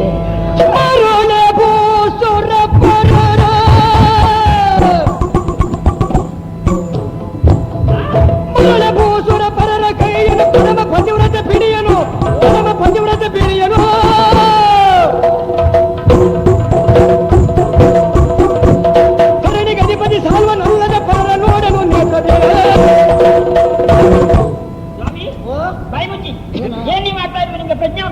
ಕೈ ಹಿಡಿ. ಮರ ಮುಪ್ಪಾದ್ರೂ ಹುಳಿ ಮುಪ್ಪಾಗುದಿಲ್ಲ ಅಂತೆ. ವರ್ಷ 80 ಆಯ್ತು ಆದ್ರೂ ಎಳೆ ಹುಡುಗಿಯರ ಕೈ ಹಿಡಿಯುವ ಚಾಪಲ್ಯ ನಿಮ್ಮಿಂದ ದೂರ ಆಗಿಲ್ಲ ಅಲ್ಲ. ಏನ್ ಮಾಡ್ಬೇಕು, ನಿಮ್ಮ ಕೈ ಹಿಡಿಬೇಕು. ಕೈ ಹಿಡಿದ್ರೆ ಆಧಾರ. ನಿಮಗೆ ಹೆಣ್ಣಿನ ಹುಚ್ಚು ನೆತ್ತಿಗೇರಿದೆ. ಇಷ್ಟು ವಯಸ್ಸಾದ್ರೂ ಸುಮ್ಮನೆ ಕುಳಿತುಕೊಳ್ತಾ ಇಲ್ಲ. ನೋಡಿ, ಈ ಅಂಬೆ ಬರೇ ಲೋಕದ ಎಲ್ಲ ಹೆಣ್ಣುಮಕ್ಕಳ ಸಾಲಿಗೆ ಸೇರಿಸಿ ಮಾತನಾಡಬೇಡಿ. ಮತ್ತೆ ನಾನು ಪತಿವ್ರತೆ ಅನ್ನೋದನ್ನ ಸ್ವಲ್ಪ ಜ್ಞಾಪಕದಲ್ಲಿ ಇಟ್ಟುಕೊಳ್ಳಿ. ಕೈ ಹಿಡಿಯುವರು ಏನು ಬಂತು? ಮತ್ತೆ ನಿಮ್ಮಂತ ಗಂಡಸರನ್ನ ಯಾವುದೇ ಕೆಟ್ಟ ಭಾವನೆಯಿಂದ ನೋಡುವಳು ಅಲ್ಲ. ಧರಣಿ ಗದಿಪತಿ ಸಾಲು ನಲ್ಲದೆ ಪರ ನೋಡಿದ ನೇತೃತ್ವ ಗೊತ್ತಾಗುತ್ತೆ. ಹೌದು, ನೀನು ಪತಿರೋತೆ ಆಗಲ್ಪಟ್ಟವಳು ನಾನು. ನಿನ್ಗೆ ಏನೆಲ್ಲ ಹೇಳಿದ್ರೆ ಕೇಳ್ತಾರೆ ಅಂತ ಮಾಡಿಕೊಂಡೆ. ಯಾಕೆ ಬಿಡಲೆ ಪಡಿಬಾರ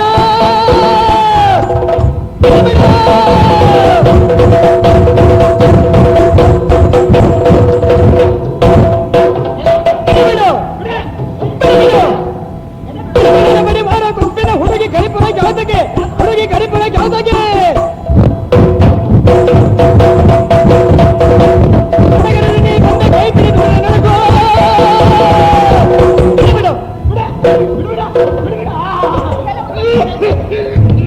ಅದಕ್ಕೆ ಎಲ್ಲ ಹಾರಾಡಬೇಡಿ ಅಂತ. ಹಾರಾಡಿ ಸತ್ತು ನಾನು ಸತ್ತು ನಿನಗೆ ಸೂತ್ಗಲ್ಲ. ಅಲ್ಲ, ನನಗೆ ಸೂತ್ಕಾಲ ಅಲ್ಲಿವರೆಗೆ ಹೋಗ್ಲಿಕ್ಕೆ ಆಗುದಿಲ್ಲ. ತೊಂದರೆ ಅದು ಬಿಡ. ಏನೋ ನಿಮ್ಗೆ ಎಷ್ಟು ಪತಿರೋತೆ, ಯಾವಾಗ ಪತಿರೋತೆ, ಎಂತ ಪತಿರೋತೆ ನಮ್ಗೆ ಗೊತ್ತಿಲ್ಲ. ನಿಮಗೆ ಎಷ್ಟು ಗೊತ್ತುಂಟು? ಏನು ಗೊತ್ತುಂಟು ನನ್ನ ಸಲುವಾಗಿ? ಬೇಡ ಏನ್ ಬೇಡ? ಬೇಡ, ಎಲ್ಲ ಬಿಡಿಸಿ ಬಿಡ್ತಾನೆ ಈಗ. ಬಿಡಿಸು ನೀವು. ಎಂತದ್ದು ಬಿಡಿಸೋದು? ಎಂತ ಬಿಡಿಸು, ಇಂಥದ್ದನ್ನ ಬಿಡಿಸು. ನಿಮಗೆ ಏನ್ ಗೊತ್ತುಂಟು ನನ್ನ ವಿಷಯವಾಗಿ? ಹುಟ್ಟಿ ಮೀರಿದ ಮಾತು ಒಳ್ಳೇದಲ್ಲ ಏನು? ನನಗೆ ಗೊತ್ತುಂಟು ಅದು. ಅದು ನಿಮ್ಮಲ್ಲಿ ಹೇಳು. ನಾನು ಹೇಳೋದು ಏನು ಮಹಾಪತಿರೋತೆ? ಹೌದು, ಖಂಡಿತ ಆಗ್ಲಿ ಕೊಟ್ಟೆ. ಯೋಚೆ ಅವ್ರೆ ಏನ್ ದೇವ್ರನ್ನ ಕರೀತಾರೆ? ನನ್ನ ಮಗಳಿಂದ ಕೆಲಸ ಮಾಡಬೇಕಿತ್ತು. 2 ತೋಣಿಲ್ ಕಾಲ ಹಾಕೋದು, ಕಾಲು ಮುರಿದು ಕೈ ಕೊಡ್ತಿದ್ದೆ ಗೊತ್ತುಂಟು. ನಿನ್ನ ಮಗಳ ಮತ್ತೆ ಅಂತದ್ ನಾನು ಕೆಟ್ಟ ಕೆಲಸ ಮಾಡಿದ್ದೇನು? ಅಲ್ಲಲ್ಲ. ಇಲ್ಲ, ಬೇಡ, ಖಂಡಿತ ಮಾಡ್ಲಿಲ್ಲ. ಬೇಡ, ಏನ್ ಬೇಡ? ಏನು ಮಾಡ್ಲೇ ಇಲ್ಲ. ಇಲ್ಲ ಇಲ್ಲ ಇಲ್ಲ. ಎಲ್ಲ ಎಷ್ಟು ಪತಿರೋತೆ ನೀನು? ಸಾಲ್ವನಿಗೆ ಮಾತು ಕೊಡೋದು, ಭೀಷ್ಮನ ಜೊತೆಯಲ್ಲಿ ಓಡಿ ಬರೋದ. ಮಹಾಪತಿರೋತೆ ನೀನಲ್ಲ. ಹೋದ್ರೆ ಹೋಗ ಬಿಟ್ಟು ಬಿಡು, ನಾನಂತೂ ಬರ್ತೇನೆ. ನಾನು ಸಾಲ್ವನಿಗೆ ಮಾತನ್ನು ಕೊಟ್ಟು ಭೀಷ್ಮಾಚಾರ್ಯರ ಜೊತೆಯಲ್ಲಿ ಬಂದಿದ್ದಕ್ಕೆ ನನ್ನ ಪಾತಿವ್ರತ್ಯಕ್ಕೆ ಭಂಗ ಬಂತ? ಅದೆಲ್ಲ ಬೇಡ, ನನ್ನಿಂದ ಕೂಡುದಿಲ್ಲ. ನಿಮಗೆ ಭೀಷ್ಮಾಚಾರ್ಯರು ಬ್ರಹ್ಮಚಾರಿಗಳು ಎನ್ನುವ ನಂಬಿಕೆ ಉಂಟಾ? ಅದುಂಟು. ಉಂಟಾ? ಮತ್ತೆ ಭೀಷ್ಮಾಚಾರ್ಯರು ಬ್ರಹ್ಮಚಾರಿಗಳೇ ಆಗಿದ್ರೆ ನನ್ನ ಪಾತಿವ್ರತ್ಯಕ್ಕೆ ಭಂಗ ಬರುವುದು. ಬ್ರಹ್ಮಚಾರಿಗಳ ಜೊತೆ ಓಡಿ ಬಂದ. ಪಾತಿವ್ರತ್ಯಕ್ಕೆ ಭಂಗ ಬಂದಿದೆ ಅಂತ ನೀವು ಒಪ್ಕೊಂಡ್ರೆ ಭೀಷ್ಮಾಚಾರ್ಯರ ಬ್ರಹ್ಮಚಾರಿಗಳು ಹೋಗಿದೆ ಅಂತ ಒಪ್ಕೊಳ್ಬೇಕಾಗ್ತದೆ. ಬ್ರಹ್ಮಚಾರಿ ಭೀಷ್ಮ ಅಂತ ಮೊದಲು ನನಗೆ ಗೊತ್ತಿರಲಿಲ್ವಾ? ಯಾರು ಎಲ್ಲರಿಗೂ ಹೋಗುತ್ತುಂಟು. ಓಡಿ ಬಂದ ಅವನ ಜೊತೆ ಓಡಿ ಬಂದಿದ್ದಲ್ಲ, ರಥವನ್ನೇರಿ ಬಂದಿದ್ದು. ಇಲ್ಲಿ ಬಂದೇ ಸಾಲ್ವನಗರಿಗೆ ಹೋಗಬೇಕೇನು ಅಂತ ಯೋಚನೆ ನನಗೆ ಮೊದಲೇ ಇತ್ತು. ಅಂಬೆ, ನಾನು ಉಪ್ಪು ತಿಂದಷ್ಟು ನೀನು ಅನ್ನ ತಿನ್ನಲಿಲ್ಲ, ಎಲ್ಲ ಬಿಡಿಸಿ ಬಿಡ್ತೇನೆ. ಅದೆಲ್ಲ ಬೇಡ. ನೀವು ಬೆಲೆ ಉಪ್ಪನ್ನೇ ತಿಂದ ಅನ್ನ ತಿಂದಲ್ವಾ? ಅದೆಲ್ಲ ಬೇಡ. ಏನ್ ಬೇಡ? ನಾನು ಬರುದಿಲ್ಲ. ನಮ್ಮ ಬಡತನ, ನಮ್ಮ ಕಷ್ಟ ನಮಗೆ, ನಿಮ್ಗೆ ಕಷ್ಟ ನಿಮ್ಗೆ. ಏನು ಸ್ವಾಮಿ, ನಾವು ಬಡತನದಲ್ಲಿ ಸಾಯ್ತೀವಿ. ಏನು ಏನಾಯ್ತು ಅಂತ ಏನೋ ಆಯ್ತಲ್ಲ. ನನಗೆ ಹೇಳುವಕ್ಕೆ ಹೇಳಿದ್ರು, ಆಮೇಲೆ ಕೊಡುದಿಲ್ಲ ಅಂತ ಹೇಳಿ ಮಾಡಿಕೊಡ್ಬಿಟ್ರು. ಈಗ ನಾನೇನ್ ಮಾಡ್ಬೇಕು? ಒಂದು ಉಪಾಯ ಉಂಟು. ಧರಣಿ ಸುರ ನಿಂತೆನಲಿ ಕಂಬೆಯೋ, ಮಾರಾಟ ಮಾಡಿ ಅದಂತ ಧರಣಿ ಸುರ ನಿಂತೆನಲಿ ಕಂಬೆಯು, ಬರಿದ ಹೊತ್ತನು ಕಳೆಯಬೇಡೈ, ಎಷ್ಟಾಯ್ತು ಅಂತ ಸ್ವಲ್ಪ ನೋಡಿ. ಬರಿದ ಹೊತ್ತನು ಕಳೆಯಬೇಡೈ, ಭರಿತ ದ್ರವ್ಯವ ಕೊಡುವೆ, ಭರಿತ ದ್ರವ್ಯವ ಕೊಡುವೆ, ಭರಿತ ದ್ರವ್ಯವ ಕೊಡುವೆ, ಸಾಲ್ವನ ಬಳಿಗೆ ತೆರಳಿದರೆ ಆ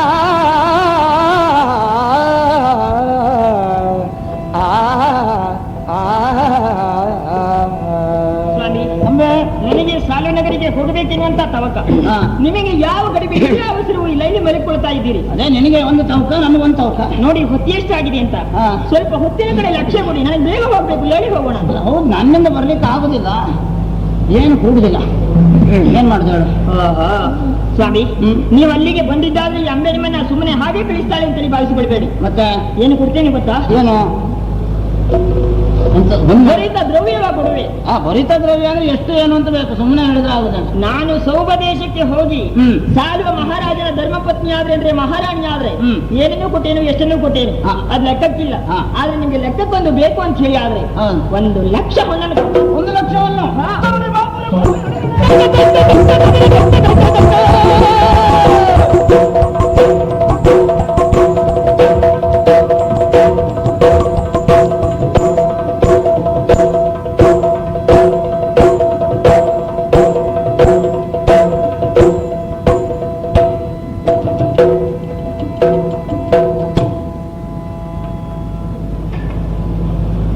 ಕಾಶೀನಗರದಲ್ಲಿ ಮುಖಭಂಗವನ್ನು ಹೊಂದಿ ಬಂದ ಆ ಹಣ್ಣಿನಿಂದ ಇಂದಿನವರೆಗೂ ಮನಸ್ಸಿಗೆ ಸ್ವಾಸ್ಥ್ಯವೇ ಇಲ್ಲ.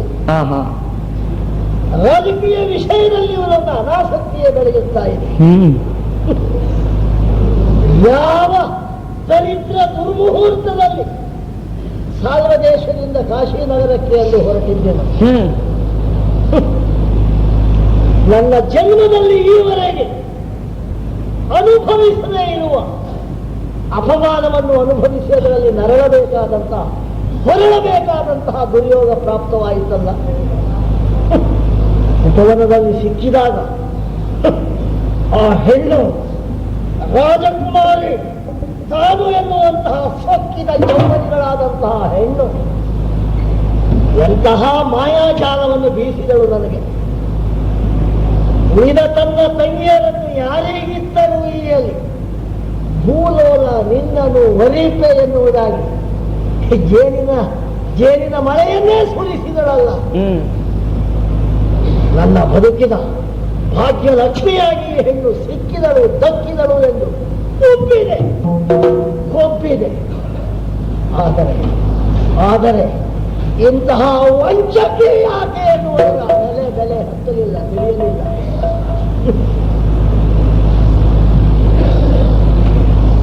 ನನ್ನ ಈ ಕಾಶಿ ಕ್ಷೇತ್ರದ ಪ್ರಯಾಣದಲ್ಲಿ ಎಷ್ಟೆಲ್ಲ ಬಗೆಯ ಭಂಗ, ಅಂಬೆಯೊಂದಿಗಿನ ಪ್ರೇಮ ಭಂಗ, ರಾಜ ಮಹಾರಾಜರ ಮಧ್ಯದಲ್ಲಿ ನನ್ನ ಮಾನಭಂಗ, ಹಸ್ತಿನಾವತಿಯ ಆಚಾರ್ಯ ಭೀಷ್ಮನಿಂದ ತೇಜೋಭಂಗ, ಎಷ್ಟೆಲ್ಲ ಬಗೆಯ ಭಂಗ. ಈ ಎಲ್ಲ ಭಂಗಕ್ಕೆ ಕಾರಣ ಯಾರು? ಚಂಚಲೆ, ಪಂಚಕೆ. ಏರಿರಿ ಎನ್ನಯ ರಥವನ್ನು ಎಂದೊಡನೆ ಕಪ್ಪು ಕಪ್ಪಾಗಿ ಮೆರುಗುತ್ತಿರುವಂತಹ ಕಿರಿಯ ಗಡ್ಡದ ಭೀಷ್ಮನ ವ್ಯಕ್ತಿತ್ವಕ್ಕೆ ಮೋಹಿಸಿ ಕುದು ನಗೆಯಾಡುತ್ತ ಸಂಭ್ರಮದಿಂದ ರಥವನ್ನು ಏರಿದಳಲ್ಲ. ನಿರ್ದಯೆಯಿಂದ ಭೀಷ್ಮ ಬಡಿಯುತ್ತಿರುವಾಗ ಮತ್ತೆ ನಾನು ಆತನಿಂದ ಬಡಿಸಿಕೊಳ್ಳುತ್ತಿರುವಾಗ ಅವಳ ಮುಖಚರ್ಯೆಯನ್ನು ಗಮನಿಸಿದ್ದೇನೆ. ನನಗೆ ಕೊಟ್ಟ ಮಾತಿನ ನೆನಪಿದ್ದರೆ ಆ ಬಗೆಯ ಚರ್ಯೆ ಚಟುವಟಿಕೆ ಸಹಜವಾಗಿತ್ತೆ, ಸಂಭವವಾಗಿತ್ತೆ. ನಾನಾಗಿ ಅವಕಾಶವನ್ನು ತೆರೆದುಕೊಟ್ಟೆ. ದುರದಿ ವಿಕ್ರಮಿಗಳನ್ನು ನೋಡಿ, ಅಂದ್ರೆ ತೀರ್ಮಾನಿಸಿ ವಿಮರ್ಶಿಸಿ ಮೋಹಿಪುವುದೊಂದು, ಪರಮ ಸೌಂದರ್ಯಾತಿಶಯಕ್ಕೆ ಮೋಹಿಪುವುದೊಂದು, ತರಳೆಯರು ತಾವೇ ನಿಶ್ಚಯಿಸಲಿ ಎಂದು ನಾಲಿಗೆಗೆ ಮುಳ್ಳು ಬಡಿದಿದ್ದರ ಸೇರಿರುವಂತಹ ಭೂಪತಿಗಳಲ್ಲಿ ಸಾಲ್ವನನ್ನು ತಾನು ಆಯ್ಕೆ ಮಾಡುತ್ತೇನೆ. ಈ ಬಗೆಯ ವಿಕ್ರಮೇಪಣವಾಗಿರುವಂತಹ ಈ ವಿಧಿ ವಿಧಾನ ತನಗೆ ಸಮ್ಮತವಲ್ಲ ಎನ್ನುವಂತಹ ಸ್ವಾತಂತ್ರ್ಯ, ಸಾಕಷ್ಟು ಸಂಸ್ಕಾರ, ವಿದ್ಯೆ, ಪ್ರೌಢಿಮೆಯನ್ನು ಪಡೆದ ಅಂಬೆಗೆ ಅಸಂಭವವಾಗಿತ್ತೆ, ಅಸಹಜವಾಗಿತ್ತೆ. ಶುದ್ಧ ವಂಚಕಿ ಹೆಣ್ಣಿನ ಮಾತನ್ನು ನಂಬಿ ಮುಂದುವರಿದದ್ದರಿಂದ ಇನ್ನೆಂದು ತಲೆ ಎತ್ತಲಾರದ ಈ ಮುಖಭಂಗವನ್ನು ಹೊಂದಬೇಕಾಯಿತಲ್ಲ. ಬೆಳೆಯುತ್ತಿರುವ ನನ್ನ ಬದುಕಿಗೆ ಇದೊಂದು ಮರೆಯಲಾರದ ಆಘಾತವಾಗಿ ಹೋಯಿತಲ್ಲ. ಅದೇ ಕೊರಗು, ಅದೇ ಚಿಂತೆ, ಅದೇ ಒಳಯಾತನೆ, ಅದೇ ಜೀವ ಹಿಂಸೆ. ಯಾವ ವಿಷಯದಲ್ಲಿಯೂ ಆಸಕ್ತಿಯೇ ಇಲ್ಲ. ದೇಶ ಕಾರ್ಯದಲ್ಲಿ ಆಗಲಿ, ನನ್ನದಾದಂತಹ ಕರ್ತವ್ಯದಲ್ಲಿ ಆಗಲಿ ನೆಮ್ಮದಿ ಇದ್ದರಲ್ಲವ ಆ ವಿಷಯದಲ್ಲಿ ಮುಂದುವರಿಯುವುದು. ಅದೇ ಯಾವ ದರಿದ್ರ ದುರ್ಮುಹೂರ್ತದಲ್ಲಿ ಹೊರಟಿದ್ದೇನೋ ಮುಟ್ಟಿದ್ದೆಲ್ಲ ಬಣ್ಣಾಗಿ ಹೋಯಿತು.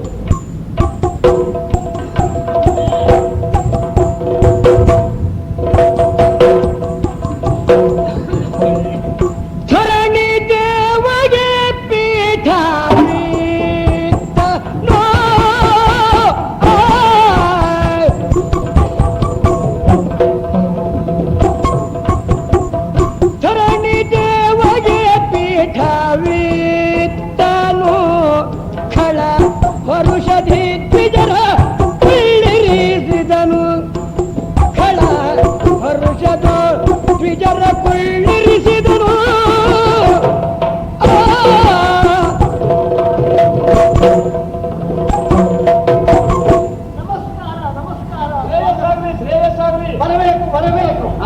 ಪೀಠವನ್ನು ಇಟ್ಟಿದ್ದೇನೆ, ಕುಳಿತುಕೊಳ್ಳಿ. ಸಂಕೋಚ ಪಡಬೇಡಿ ಸ್ವಾಮಿ. ನಮಗೆ ಯಾರಿಗೆ ಪೀಠವನ್ನು ಕೊಡಬೇಕು, ಯಾಕೆ ಕೊಡಬೇಕು, ಯಾವ ಪೀಠ ಕೊಡಬೇಕು, ಕೊಡುವುದರ ಔಚಿತ್ಯ ಏನು, ಕೊಡುವುದರ ಮಹತ್ವ ಏನು, ಇದೆಲ್ಲದರ ಹುರುಳು ನೀವು ಪೀಠವನ್ನೇರುವುದಕ್ಕೆ ತಕ್ಕವರು, ಈ ಪೀಠವನ್ನೇರುವುದಕ್ಕೆ ತಕ್ಕವರು ಎಂದು ತೀರ್ಮಾನಿಸಿಯೇ ಪೀಠವನ್ನು ಏರಿಸ್ತಾ ಇದ್ದೆ. ಸಂಕೋಚ ಪಡಬೇಡಿ. ಇಲ್ಲ ಇಲ್ಲ. ಸ್ವಾಮಿ, ಯಾಕೆ ಬಂದಿರಿ? ಅನಿರೀಕ್ಷಿತವಾಗಿ ಬಂದಿದ್ದೋ, ನಮ್ಮ ಕ್ಷೇಮ ಲಾಭವನ್ನು ಪರಿಚಯ ಲಾಭವನ್ನು ಪಡೆದುಕೊಂಡು ಹೋಗುವುದಕ್ಕಾಗಿ ಬಂದಿದ್ದೋ, ಅಥವಾ ಧನ ಕನಕಗಳ ನೆರವಿಗಾಗಿ ಬಂದಿದ್ದೋ, ಅಥವಾ ದಾರಿ ತಪ್ಪಿ ಬಂದಿದ್ದೋ? ಯಾಕೆ ಬಂದಿರಿ ಏನು ಎನ್ನುವುದನ್ನ, ಇಲ್ಲಿಗಾಗಿಯೇ ಯಾಕೆ ಬಂದಿರಿ ಎನ್ನುವುದನ್ನ ಹೇಳಬಹುದು. ಇಲ್ಲಿಗಾಗಿಯೇ ಬಂದಿದ್ದು. ಹೌದು, ನೀವಾಗಿ ಬಂದಿದ್ದೋ, ಯಾರು ಕರೆದು ತಂದಿದ್ದೋ ಏನೆಂದು ಯಾವ ಸಂಕೋಚವೂ ಇಟ್ಟುಕೊಳ್ಳದೆ ಹೇಳಿ ಸ್ವಾಮಿ, ಹೇಳಿ. ಕರೆತಂದವರು ಬೇರೆ ಇದ್ದಾರೆ. ಈಗ ಈ ಕಡೆ ನೋಡ್ಲೇ ಇಲ್ಲ, ನಾವು ಕೇಳಿದ ಉತ್ತರ ಹೇಳಿ. ಹೌದು, ಅವ್ರು ಕರೆತಂದು ನೀವು ಬಂದಿದ್ದ? ಅವ್ರನ್ನ ನಾನು ಕರೆತಂದೆ, ನನ್ನನ್ನು ಅವ್ರು ಕರೆತಂದ. ಮನೆಯಲ್ಲಿ ಎಲ್ಲ ಕ್ಷೇಮ ಅಷ್ಟೇ? ಎಲ್ಲ ಕ್ಷೇಮ ಇದ್ದಾರೆ. ಮಕ್ಕಳು ಮರಿಗಳು ಮೊಮ್ಮಕ್ಕಳೆಲ್ಲ ಬೆಳೀತಾ ಇದ್ದಾರೆ? ಮಕ್ಕಳೆಲ್ಲ ಹೇಗಿದ್ದಾರೆ? ಎಲ್ಲ ತೊಂದರೆ ಇಲ್ಲ. ಧರ್ಮಪತ್ನಿಯವರು ನಿಮ್ಮ ಆರೋಗ್ಯದಲ್ಲಿದ್ದಾರಲ್ವಾ? ಧರ್ಮಪತ್ನಿಯವರು ಆರೋಗ್ಯದಲ್ಲಿ ಬಂದದ್ದು ಯಾಕೆ ಅಂತ ಹೇಳಿ. ಪ್ರಶ್ನೆ ಅವರನ್ನೇ ಕೇಳಿದ್ರು ಉತ್ತರ ಇಲ್ಲಿಂದಲೇ ಬರಲಿ ಅಂತ ನಿರೀಕ್ಷೆ ಮಾಡ್ತಾ ಇದ್ದಾರೆ. ಹಾಗೆ ಇರ್ಬೇಕು. ನನಗಷ್ಟು ಗೊತ್ತಾಯಿತು. ಸ್ವಾಮಿ, ಬರುವುದಕ್ಕೆ ಕಾರಣ ಇದೆ. ಸರ್ವೇಶ ಕೇಳಯ್ಯ ಖಳರಾಯ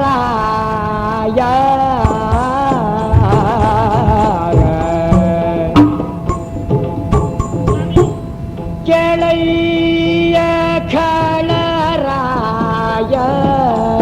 ಪೂರ್ವದಲ್ಲಿ ನಾನು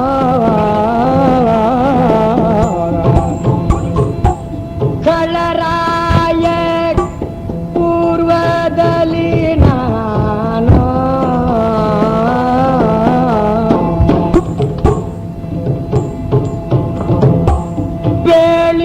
ಬೇಳಿದಂದದಿ ನಿನ್ನ ಬಯಸಿ ಬಂದಿಗೇನೋ ನಾ ಬೇಳಿದಂದದಿ ನಿನ್ನ ಬಯಸಿ ಬಂದಿಗೇನೋ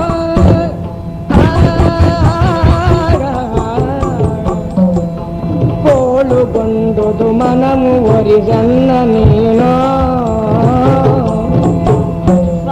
ಕೋಳುಗೊಂಡುದು ಮನಮು ಒರಿಸನ್ನ ನೀನೋ ಒರಿಸನ್ನ ನೀನೋ ಒರಿಸನ್ನ ನೀನೋ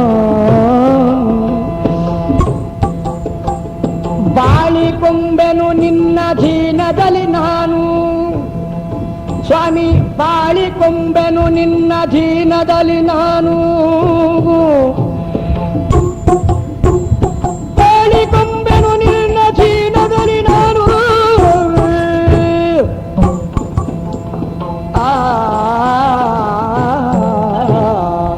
ನಾನು ಈ ಬ್ರಾಹ್ಮಣರನ್ನ ಜೊತೆಗೂಡಿಕೊಂಡು ನಿನ್ನ ಈ ನಗರಕ್ಕೆ ಬರುವುದಕ್ಕೊಂದು ಉದ್ದೇಶ ಇದೆ, ಕಾರಣ ಇದೆ. ಆವತ್ತು ಕಾಶಿಯ ಉಪವನದಲ್ಲಿ ನಡೆದಿರುವಂತಹ ಘಟನೆಯನ್ನೆಲ್ಲ ಸ್ವಲ್ಪ ನೆನಪಿಸಿಕೊಳ್ಳಿ. ಅಲ್ಲಿಗೆ ನೀವು ಬಂದ್ರಿ, ನನ್ನನ್ನು ನೋಡಿದ್ರಿ, ಅಂಬೇರಿನ ರೂಪಲಾವಣ್ಯಕ್ಕೆ ಮೆಚ್ಚಿದ್ದೇನೆ, ಆದ್ದರಿಂದ ಮದುವೆ ಆಗುವಂತ ಕೇಳಿಕೊಂಡ್ರಿ. ಆವತ್ತು ನಾನು ಮಾತನ್ನು ಕೊಟ್ಟಿದ್ದೆ, ಸರ್ವೇಶ ನಿಮ್ಮನ್ನೇ ವರಿಸ್ತೇನೆ ಅಂತ. ಮಾತು ಮಾತಾಗಿಯೇ ಉಳಿಯುತ್ತೇವೆ ವಿನಃ ಆಸೆ ಈಡೇರಲಿಲ್ಲ, ಕೈಗೂಡಲಿಲ್ಲ. ಆ ಆಸೆಯನ್ನು ಈಡೇರಿಸಿಕೊಳ್ಳಬೇಕೆನ್ನುವಂತ ಉದ್ದೇಶದಿಂದಾಗಿ ಇಲ್ಲಿ ಬಂದಿದ್ದೇನೆ. ನೋಡಿ, ನೀವೇ ಕೈ ಬಿಟ್ಟು ಬಿಟ್ರೆ ಈ ಹೆಣ್ಣಿಗೆ ಯಾರು ದಿಕ್ಕು, ಯಾರು ಗತಿ ಹೇಳಿ. ಆದ್ದರಿಂದ ನಿಮ್ಮ ಆಧೀನದಲ್ಲಿ ಅಧಿಕಾರಕ್ಕೆ ಒಳಪಟ್ಟು ಬದುಕಬೇಕೆನ್ನುವಂತ ಅಪೇಕ್ಷೆಯುಳ್ಳವಳಾಗಿ ನಾನು ಇಲ್ಲಿ ಬಂದಿದ್ದೇನೆ.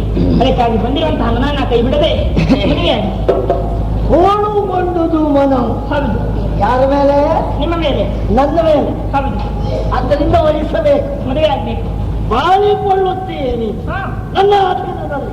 ನಿನ್ನ ಬದುಕಿ ಒಂದು ಸ್ವರೂಪವನ್ನ, ಜೀವನಕ್ಕೊಂದು ಭದ್ರತೆಯನ್ನ ಕಲ್ಪಿಸಿಕೊಳ್ಳುತ್ತೇನೆ. ಇದು ನಿನ್ನ ಎಲ್ಲ ಮಾತಿನ ಆಶಯ ಅಲ್ಲವೋ? ಖಂಡಿತ. ಇದು ಯಾರ ಮಾತು? ಇದು ಅಂಬೆಯ ಮಾತು. ಅಂಬೆಯ ಮಾತು, ಕಾಶಿರಾಜ ಕುಮಾರಿಯ ಮಾತು. ಹೌದು, ಉಪವನದಲ್ಲಿ ಉಳಿದವರನ್ನು ಯಾರಿಗಿತ್ತರೂ ಇರಲಿ, ಭೂಲೋಲ ನಿನ್ನನು ಅರಿಪೆ ಎಂದು ಕೈ ಮೇಲೆ ಕೈ ತಟ್ಟಿ ಭರವಸೆಯನ್ನು ಕೊಟ್ಟ ಅಂಬೆಯ ಮಾತು. ಮತ್ತೆ ಸಕಲ ಧರಣಿ ಪಾಲಕರ ಮಧ್ಯದಲ್ಲಿ ಭೀಷ್ಮನ ರಥವನ್ನೇರಿ ಹಸ್ತಿನಾವತಿಗೆ ಹೋದ ಅಂಬೆಯ ಮಾತು. ಇಂಥ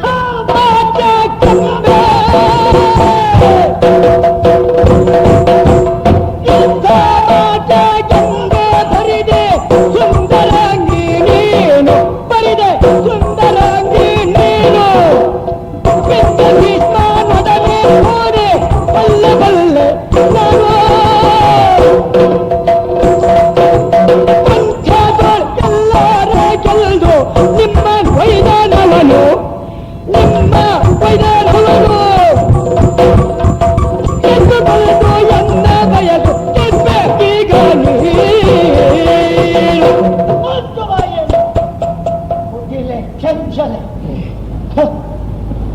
ಒಂದು ಮನುಷ್ಯನನ್ನು ಶಾಶ್ವತವಾಗಿ ಮೋಸಗೊಳಿಸಬಹುದು, ಎಲ್ಲರನ್ನೂ ಒಂದು ಸಾರಿ ಮೋಸಗೊಳಿಸಬಹುದು, ಎಲ್ಲರನ್ನೂ ಎಲ್ಲ ಕಾಲದಲ್ಲಿಯೂ ಮೋಸಗೊಳಿಸಲು ಬರುವಂತಿಲ್ಲ.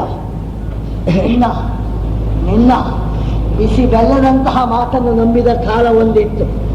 ನಿನ್ನ ಬಾಯಿಯಿಂದ ಸುರಿದ ಮಾತು ಏನಿನ ಧಾರೆಯನ್ನು ಚಪ್ಪರಿಸಿದ ಆ ಒಂದು ಗಳಿಗೆ, ಆ ದುರ್ಗಳಿಗೆ, ನನ್ನ ವ್ಯಕ್ತಿತ್ವಕ್ಕೆ ಶಾಶ್ವತವಾದಂತಹ ಬರೆಯನ್ನೆಳೆದ ದರಿದ್ರಗಳಿಗೆ ಒಂದಿತ್ತು. ಇಂಥ ಮಾತು ಎಂಥ ಮಾತು ನಂಬಿಸಿ ಕೊರಳು ಕೊಯ್ಯುವ ಮಾತು. ಹಾಗಂದ್ರೆ ಈ ಮಾತನ್ನು ಯಾಕೆ, ಯಾವ ಉದ್ದೇಶಕ್ಕಾಗಿ, ಯಾವ ಪ್ರಯೋಜನಕ್ಕಾಗಿ ಆಡುತ್ತಾ ಇದೆಯೇ ಎನ್ನುವ ಎಚ್ಚರ ಇದೆ. ಅಂತ ಕಾರ್ಯ ನಾನೇನ್ ಮಾಡಿದ್ದೇನೆ? ಪಂಥದಲ್ಲಿ ಸಕಲರನ್ನು ಗೆದ್ದು ಭೀಷ್ಮ ನಿನ್ನನ್ನು ಒಯ್ಯುವಾಗ ನೀನೇನು ಸತ್ತಿದ್ದೆಯೋ ಅಥವಾ ಜೀವಂತವಾಗಿದ್ದೀಯ? ಭೀಷ್ಮನ ರಥವನ್ನೇರಿದ್ದು ಅಂಬೆಯೋ ಹೆಣವೋ ಎಂದು ಪ್ರಶ್ನೆ ಮಾಡುತ್ತಾ ಇದ್ದೇನೆ. ಭೀಷ್ಮನ ರಥ ಏರಿದ್ದೀವಿ ಅಂಬೆ ಕುಲು ನಗುತ್ತಾ ಸಂಭ್ರಮವನ್ನು ಸೋಸುತ್ತಾ ಭೀಷ್ಮನೊಂದಿಗೆ ಹೋಗುವಾಗ ಮಾತು ಕೊಟ್ಟ ಸಾಲ್ವ ನಿನಗೆ ನೆನಪಿಗೆ ಬರಲಿಲ್ಲ. ನೆನಪಿದ್ದಿತ್ತು, ಇದ್ದಿತ್ತು. ಆದರೆ ಸಾಲ್ವನಿಗಿಂತ ಭೀಷ್ಮ ವಿಶೇಷವಾದಂತಹ ಆಕರ್ಷಣೆಯನ್ನು ಹುಟ್ಟಿಸಿದ ಅಲ್ಲವೋ? ಹಾಗಲ್ಲ ಇದ್ರೆ ಮತ್ತೆ ಹೇಗೆ? ಸಾಲ್ವೇಶ, ನಾನು ಭೀಷ್ಮನ ರಥವನ್ನೇರಿ ಹೋಗುವುದಕ್ಕೊಂದು ಪ್ರಬಲವಾದ ಉದ್ದೇಶ ಇದೆ. ಏನು ಉದ್ದೇಶ? ಹಿಂದೆ ನಾ ಭೀಷ್ಮ ನೋಡೋ,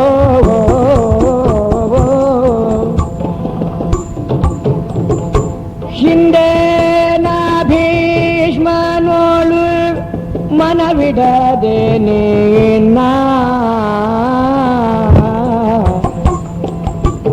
ನಿನ್ನ ಸುಂದರತ್ವಕ್ಕೆ ಮೆಚ್ಚಿಕೊಂಡಿರ್ಪಳನ್ನ, ಸುಂದರತ್ವಕ್ಕೆ ಮೆಚ್ಚಿಕೊಂಡಿರ್ಪಳನ್ನ.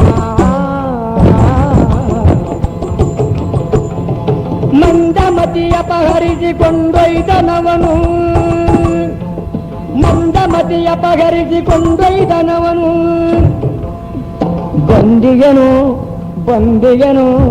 ಬಂದಿಯನು ಬಿಡದನ್ನ ಪರಿಗ್ರಹಿಸು ನೀನು, ಬಂದಿಯನು ಬಿಡದನ್ನ ಪರಿಗ್ರಹಿಸು ನೀನು.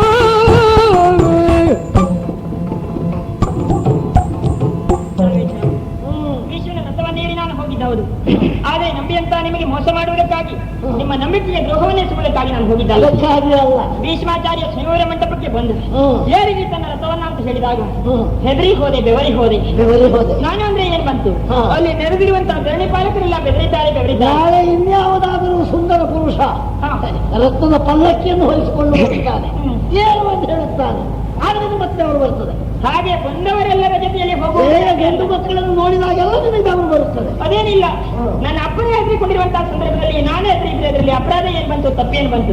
ಹಾಗಾಗಿ ಹೆದರಿ ರಥ ಏರಿದಾಗ ಮಂದಗತಿಯಾಗಿರುವಂತಹ ಭೀಷ್ಮನನ್ನ ತೆಗೆದುಕೊಂಡು ಹೋದ.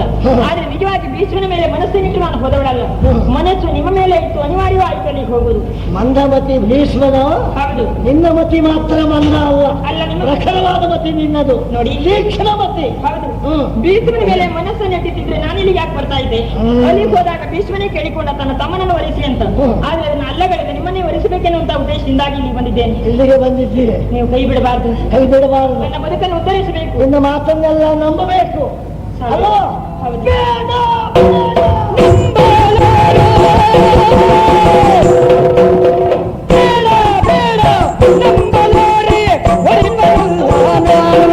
ನಿನ್ನ ಒರಿಪಲ್ಲ ನಾನು ಮೂಡಾಗಿನಿಂದ ಕಣ್ಣಗಟ್ಟ ನೀನು ಕಾಡಗಾರ್ತೆ ಸುಮ್ಮನೆ ಮಾತಾಡಬೇಡವಿಲ್ಲ, ಮಾತಾಡಬೇಡವಿಲ್ಲ. ಓದಿತನವ ಶಿಕ್ಷೆ, ಓದಿತನವ ಶಿಕ್ಷೆ ಅನುಭವಿಸುವೆ ನೀನು. ನಂಬಿಸಿ ಕೊರಳು ಕೊಯ್ದಿದ್ದೀನಿ. ನಿನ್ನ ಯಾವ ಮಾತನ್ನು, ನಿನ್ನ ಚರಿಯ ಚಟುವಟಿಕೆಯನ್ನು ನಂಬುವ ಮನಸ್ಥಿತಿ ನನ್ನದಲ್ಲ. ಲೋಕದ ಮಧ್ಯದಲ್ಲಿ ಒಡವೆ ಇದ್ದು ನಾನು ಬಡವನಾಗುವಂತೆ ಪರಿಸ್ಥಿತಿಯನ್ನು ನಿರ್ಮಿಸಿದವಳು ನೀನು. ನನ್ನ ನನ್ನ ಬಾಳನ್ನು ಉಳಿಸಿದವಳು ನೀನು, ನನ್ನ ಬದುಕಿಗೆ ಬೆಂಕಿ ಕೊಟ್ಟವಳು ನೀನು. ನಿನ್ನ ಬದುಕು ನನ್ನ ಬದುಕಿನ ಹಾಗೆ ಬೇಯಬೇಕು, ನೋಯಬೇಕು, ಉರಿದು ಉರಿದು ಉರಿದು ಉರಿದು ಬೂದಿಯಾಗಬೇಕು. ಆಗ ನಿನ್ನಿಂದ ಆಘಾತವನ್ನುಂಡ ಸಾಲ್ವನ ಮನಸ್ಸಿಗೆ ಒಂದು ತೃಪ್ತಿ, ಸಮಾಧಾನ. ಹೆಣ್ಣೆ ಹೆಣ್ಣೆ, ನನ್ನ ಬದುಕನ್ನು ಸಾವಿರ ಸಾವಿರ ಮಾರ್ಗದಿಂದ ತಿವಿದು ಅದಕ್ಕೆ ಸಾಕಷ್ಟು ಗಾಯವನ್ನು ಮಾಡಿ ಮತ್ತೆ ಇಲ್ಲಿ ಮತ್ತೆ ನುಣುಪಾದ ಮಾತಿನಿಂದ ನನ್ನನ್ನು ಕಣ್ಣು ಕಟ್ಟುವುದಕ್ಕಾಗಿ ಬಂದಿದ್ದೀಯ. ಹೊರತು ದುಡುಕಬೇಡ ದುಡುಕಬೇಡ, ಕಣ್ಣಾರೆ ಕಂಡರು ಪರಂಪರಿಸಿ ನೋಡಿದೆ. ನಾನು ಇಲ್ಲಿ ಬಂದು ಕುಳಿತು ಎಲ್ಲ ವಿಚಾರ ನಿಮ್ಮದು ಬೇರೆ ವ್ಯಾಖ್ಯಾನ ಉಂಟಾ? ಹೌದು, ದುಡುಕಿನ ಜೊತೆಯಲ್ಲಿ ಕೆಡಕಿರ್ತದೆ ಎಲ್ಲ ಜ್ಯೋತಿಷ್ಯ ಕೇಳಿ ಹಳಸಲು ಮಾತಾಡಿಲ್ಲ. ನಾನೀಗ ಹೊಸ ಮಾತು ನಿಮ್ಮದು. ಅರಿದ್ದೆ ನಾನು ಜ್ಯೋತಿಷ್ಯ. ನೀವು ಜ್ಯೋತಿಷಿಗಳು? ಹೌದು. ಬರೀ ಬ್ರಾಹ್ಮಣರಲ್ಲ. ನಿನ್ನನ್ನು ನೋಡಿದ್ದೆ ಈಗ. ಬ್ರಾಹ್ಮಣರು ಜ್ಯೋತಿಷ್ಯ ಇದ್ದಂತೆ ನಿಮಗೆ ಮತ್ತೊಂದು ಕೋಡ್ ಬಂದ. ಜ್ಯೋತಿಷ್ಯವೂ ಗೊತ್ತುಂಟು ವಿಷಯ ಮತ್ತು ಎಲ್ಲರೂ ಗೊತ್ತಾಗಿದೆ. ನಿನ್ನನ್ನು ಬರೀ ಜ್ಯೋತಿಷ್ಯವೇ ಅಲ್ಲ, ಇನ್ನಿತರ ಗೊತ್ತಿರುವ ಅನೇಕ ಸಂಗತಿಗಳು ಜ್ಯೋತಿಷ್ಯವೂ ಗೊತ್ತುಂಟು. ಗೊತ್ತಿದ್ರ ಬಗ್ಗೆ ನಮಗೆ ಕರುಬೇನೂ ಇಲ್ಲ. ಅಂದ್ರೆ ನಮಗಿಂತ ಹೆಚ್ಚು ಗೊತ್ತಿದ್ದವರ ವಿಷಯದಲ್ಲಿ ನಾವು ಕರಬಹುದಿಲ್ಲ. ಈಗ ಅದಿದೆ ಅಂತ ತಿಳ್ಕೊಂಡು ನೋಡ್ತೇವೆ. ಈಗ ನಾವು ಜ್ಯೋತಿಷ ಅಭ್ಯಾಸ ಮಾಡಬಹುದಿತ್ತು, ನಮಗೆ ಬಿಡುವು ಸಿಕ್ಕುದಿಲ್ಲ. ಅಂಬೆ ಹೇಳಿದ ಮಾತನಾಡಿ ತಪ್ಪಿಲ್ಲ.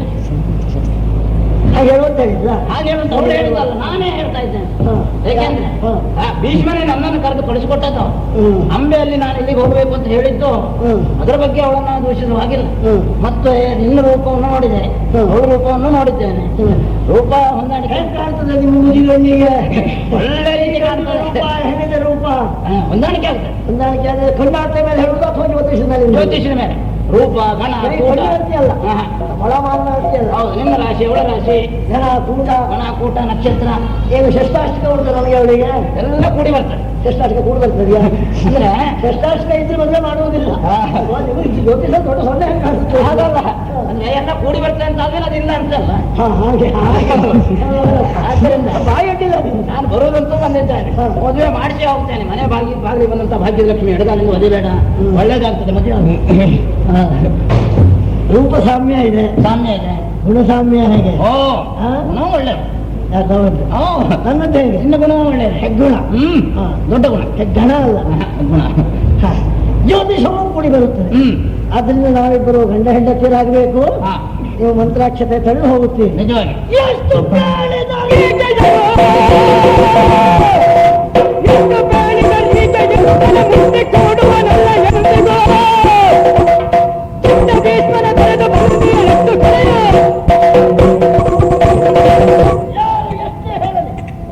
ನನ್ನ ಬದುಕಿನ ಸೂತ್ರ ಮತ್ತೊಬ್ಬರ ನಿರ್ದೇಶನಕ್ಕೆ ಒಳಗಾದದ್ದಲ್ಲ. ನನ್ನ ಬದುಕಿನ ಪಥ ನನಗೆ ಗೊತ್ತು. ನಾನು ಹೇಗೆ ಬದುಕಬೇಕು, ಬಾಳಬೇಕು, ಬೆಳೆಯಬೇಕು ಎನ್ನುವುದನ್ನು ನಿರ್ಧರಿಸುವುದು ಮತ್ತೊಬ್ಬರನ್ನು ಕೇಳಿಯಲ್ಲ. ನನ್ನ ವಿವೇಕ, ನನ್ನ ವಿಚಾರ, ನನ್ನ ಬದುಕಿನಲ್ಲಿ ಎದುರಾದಂತಹ ಸಂದರ್ಭ ಸನ್ನಿವೇಶಗಳ ಮೇಲಿಂದ ತೀರ್ಮಾನಿಸುತ್ತಾನೆ ಸಾಲ್ವ. ಎಷ್ಟು ಬೇಡಿದರು ಈಕೆಯನ್ನು ಮನಮತ್ತಿ ಕೂಡುವನನ್ನು ಅಷ್ಟೇ. ಭೀಷ್ಮನಲ್ಲಿ ನಾನಾ ವಿಧದ ಚೆಲ್ಲಾಟವನ್ನಾಡಿ ಯಾವುದೋ ವಿರಸದ ಸಂದರ್ಭವನ್ನು ತಂದುಕೊಂಡಳು. ಸಾಲ್ವನ ನೆನಪಾಯಿತು. ಜಿಗಿದು ಬಂದಳು ಚಿಗರೆಯ ಮುಗಿ ಹಾಕಿ. ಕರುಣಿಯದ ಕೇಳು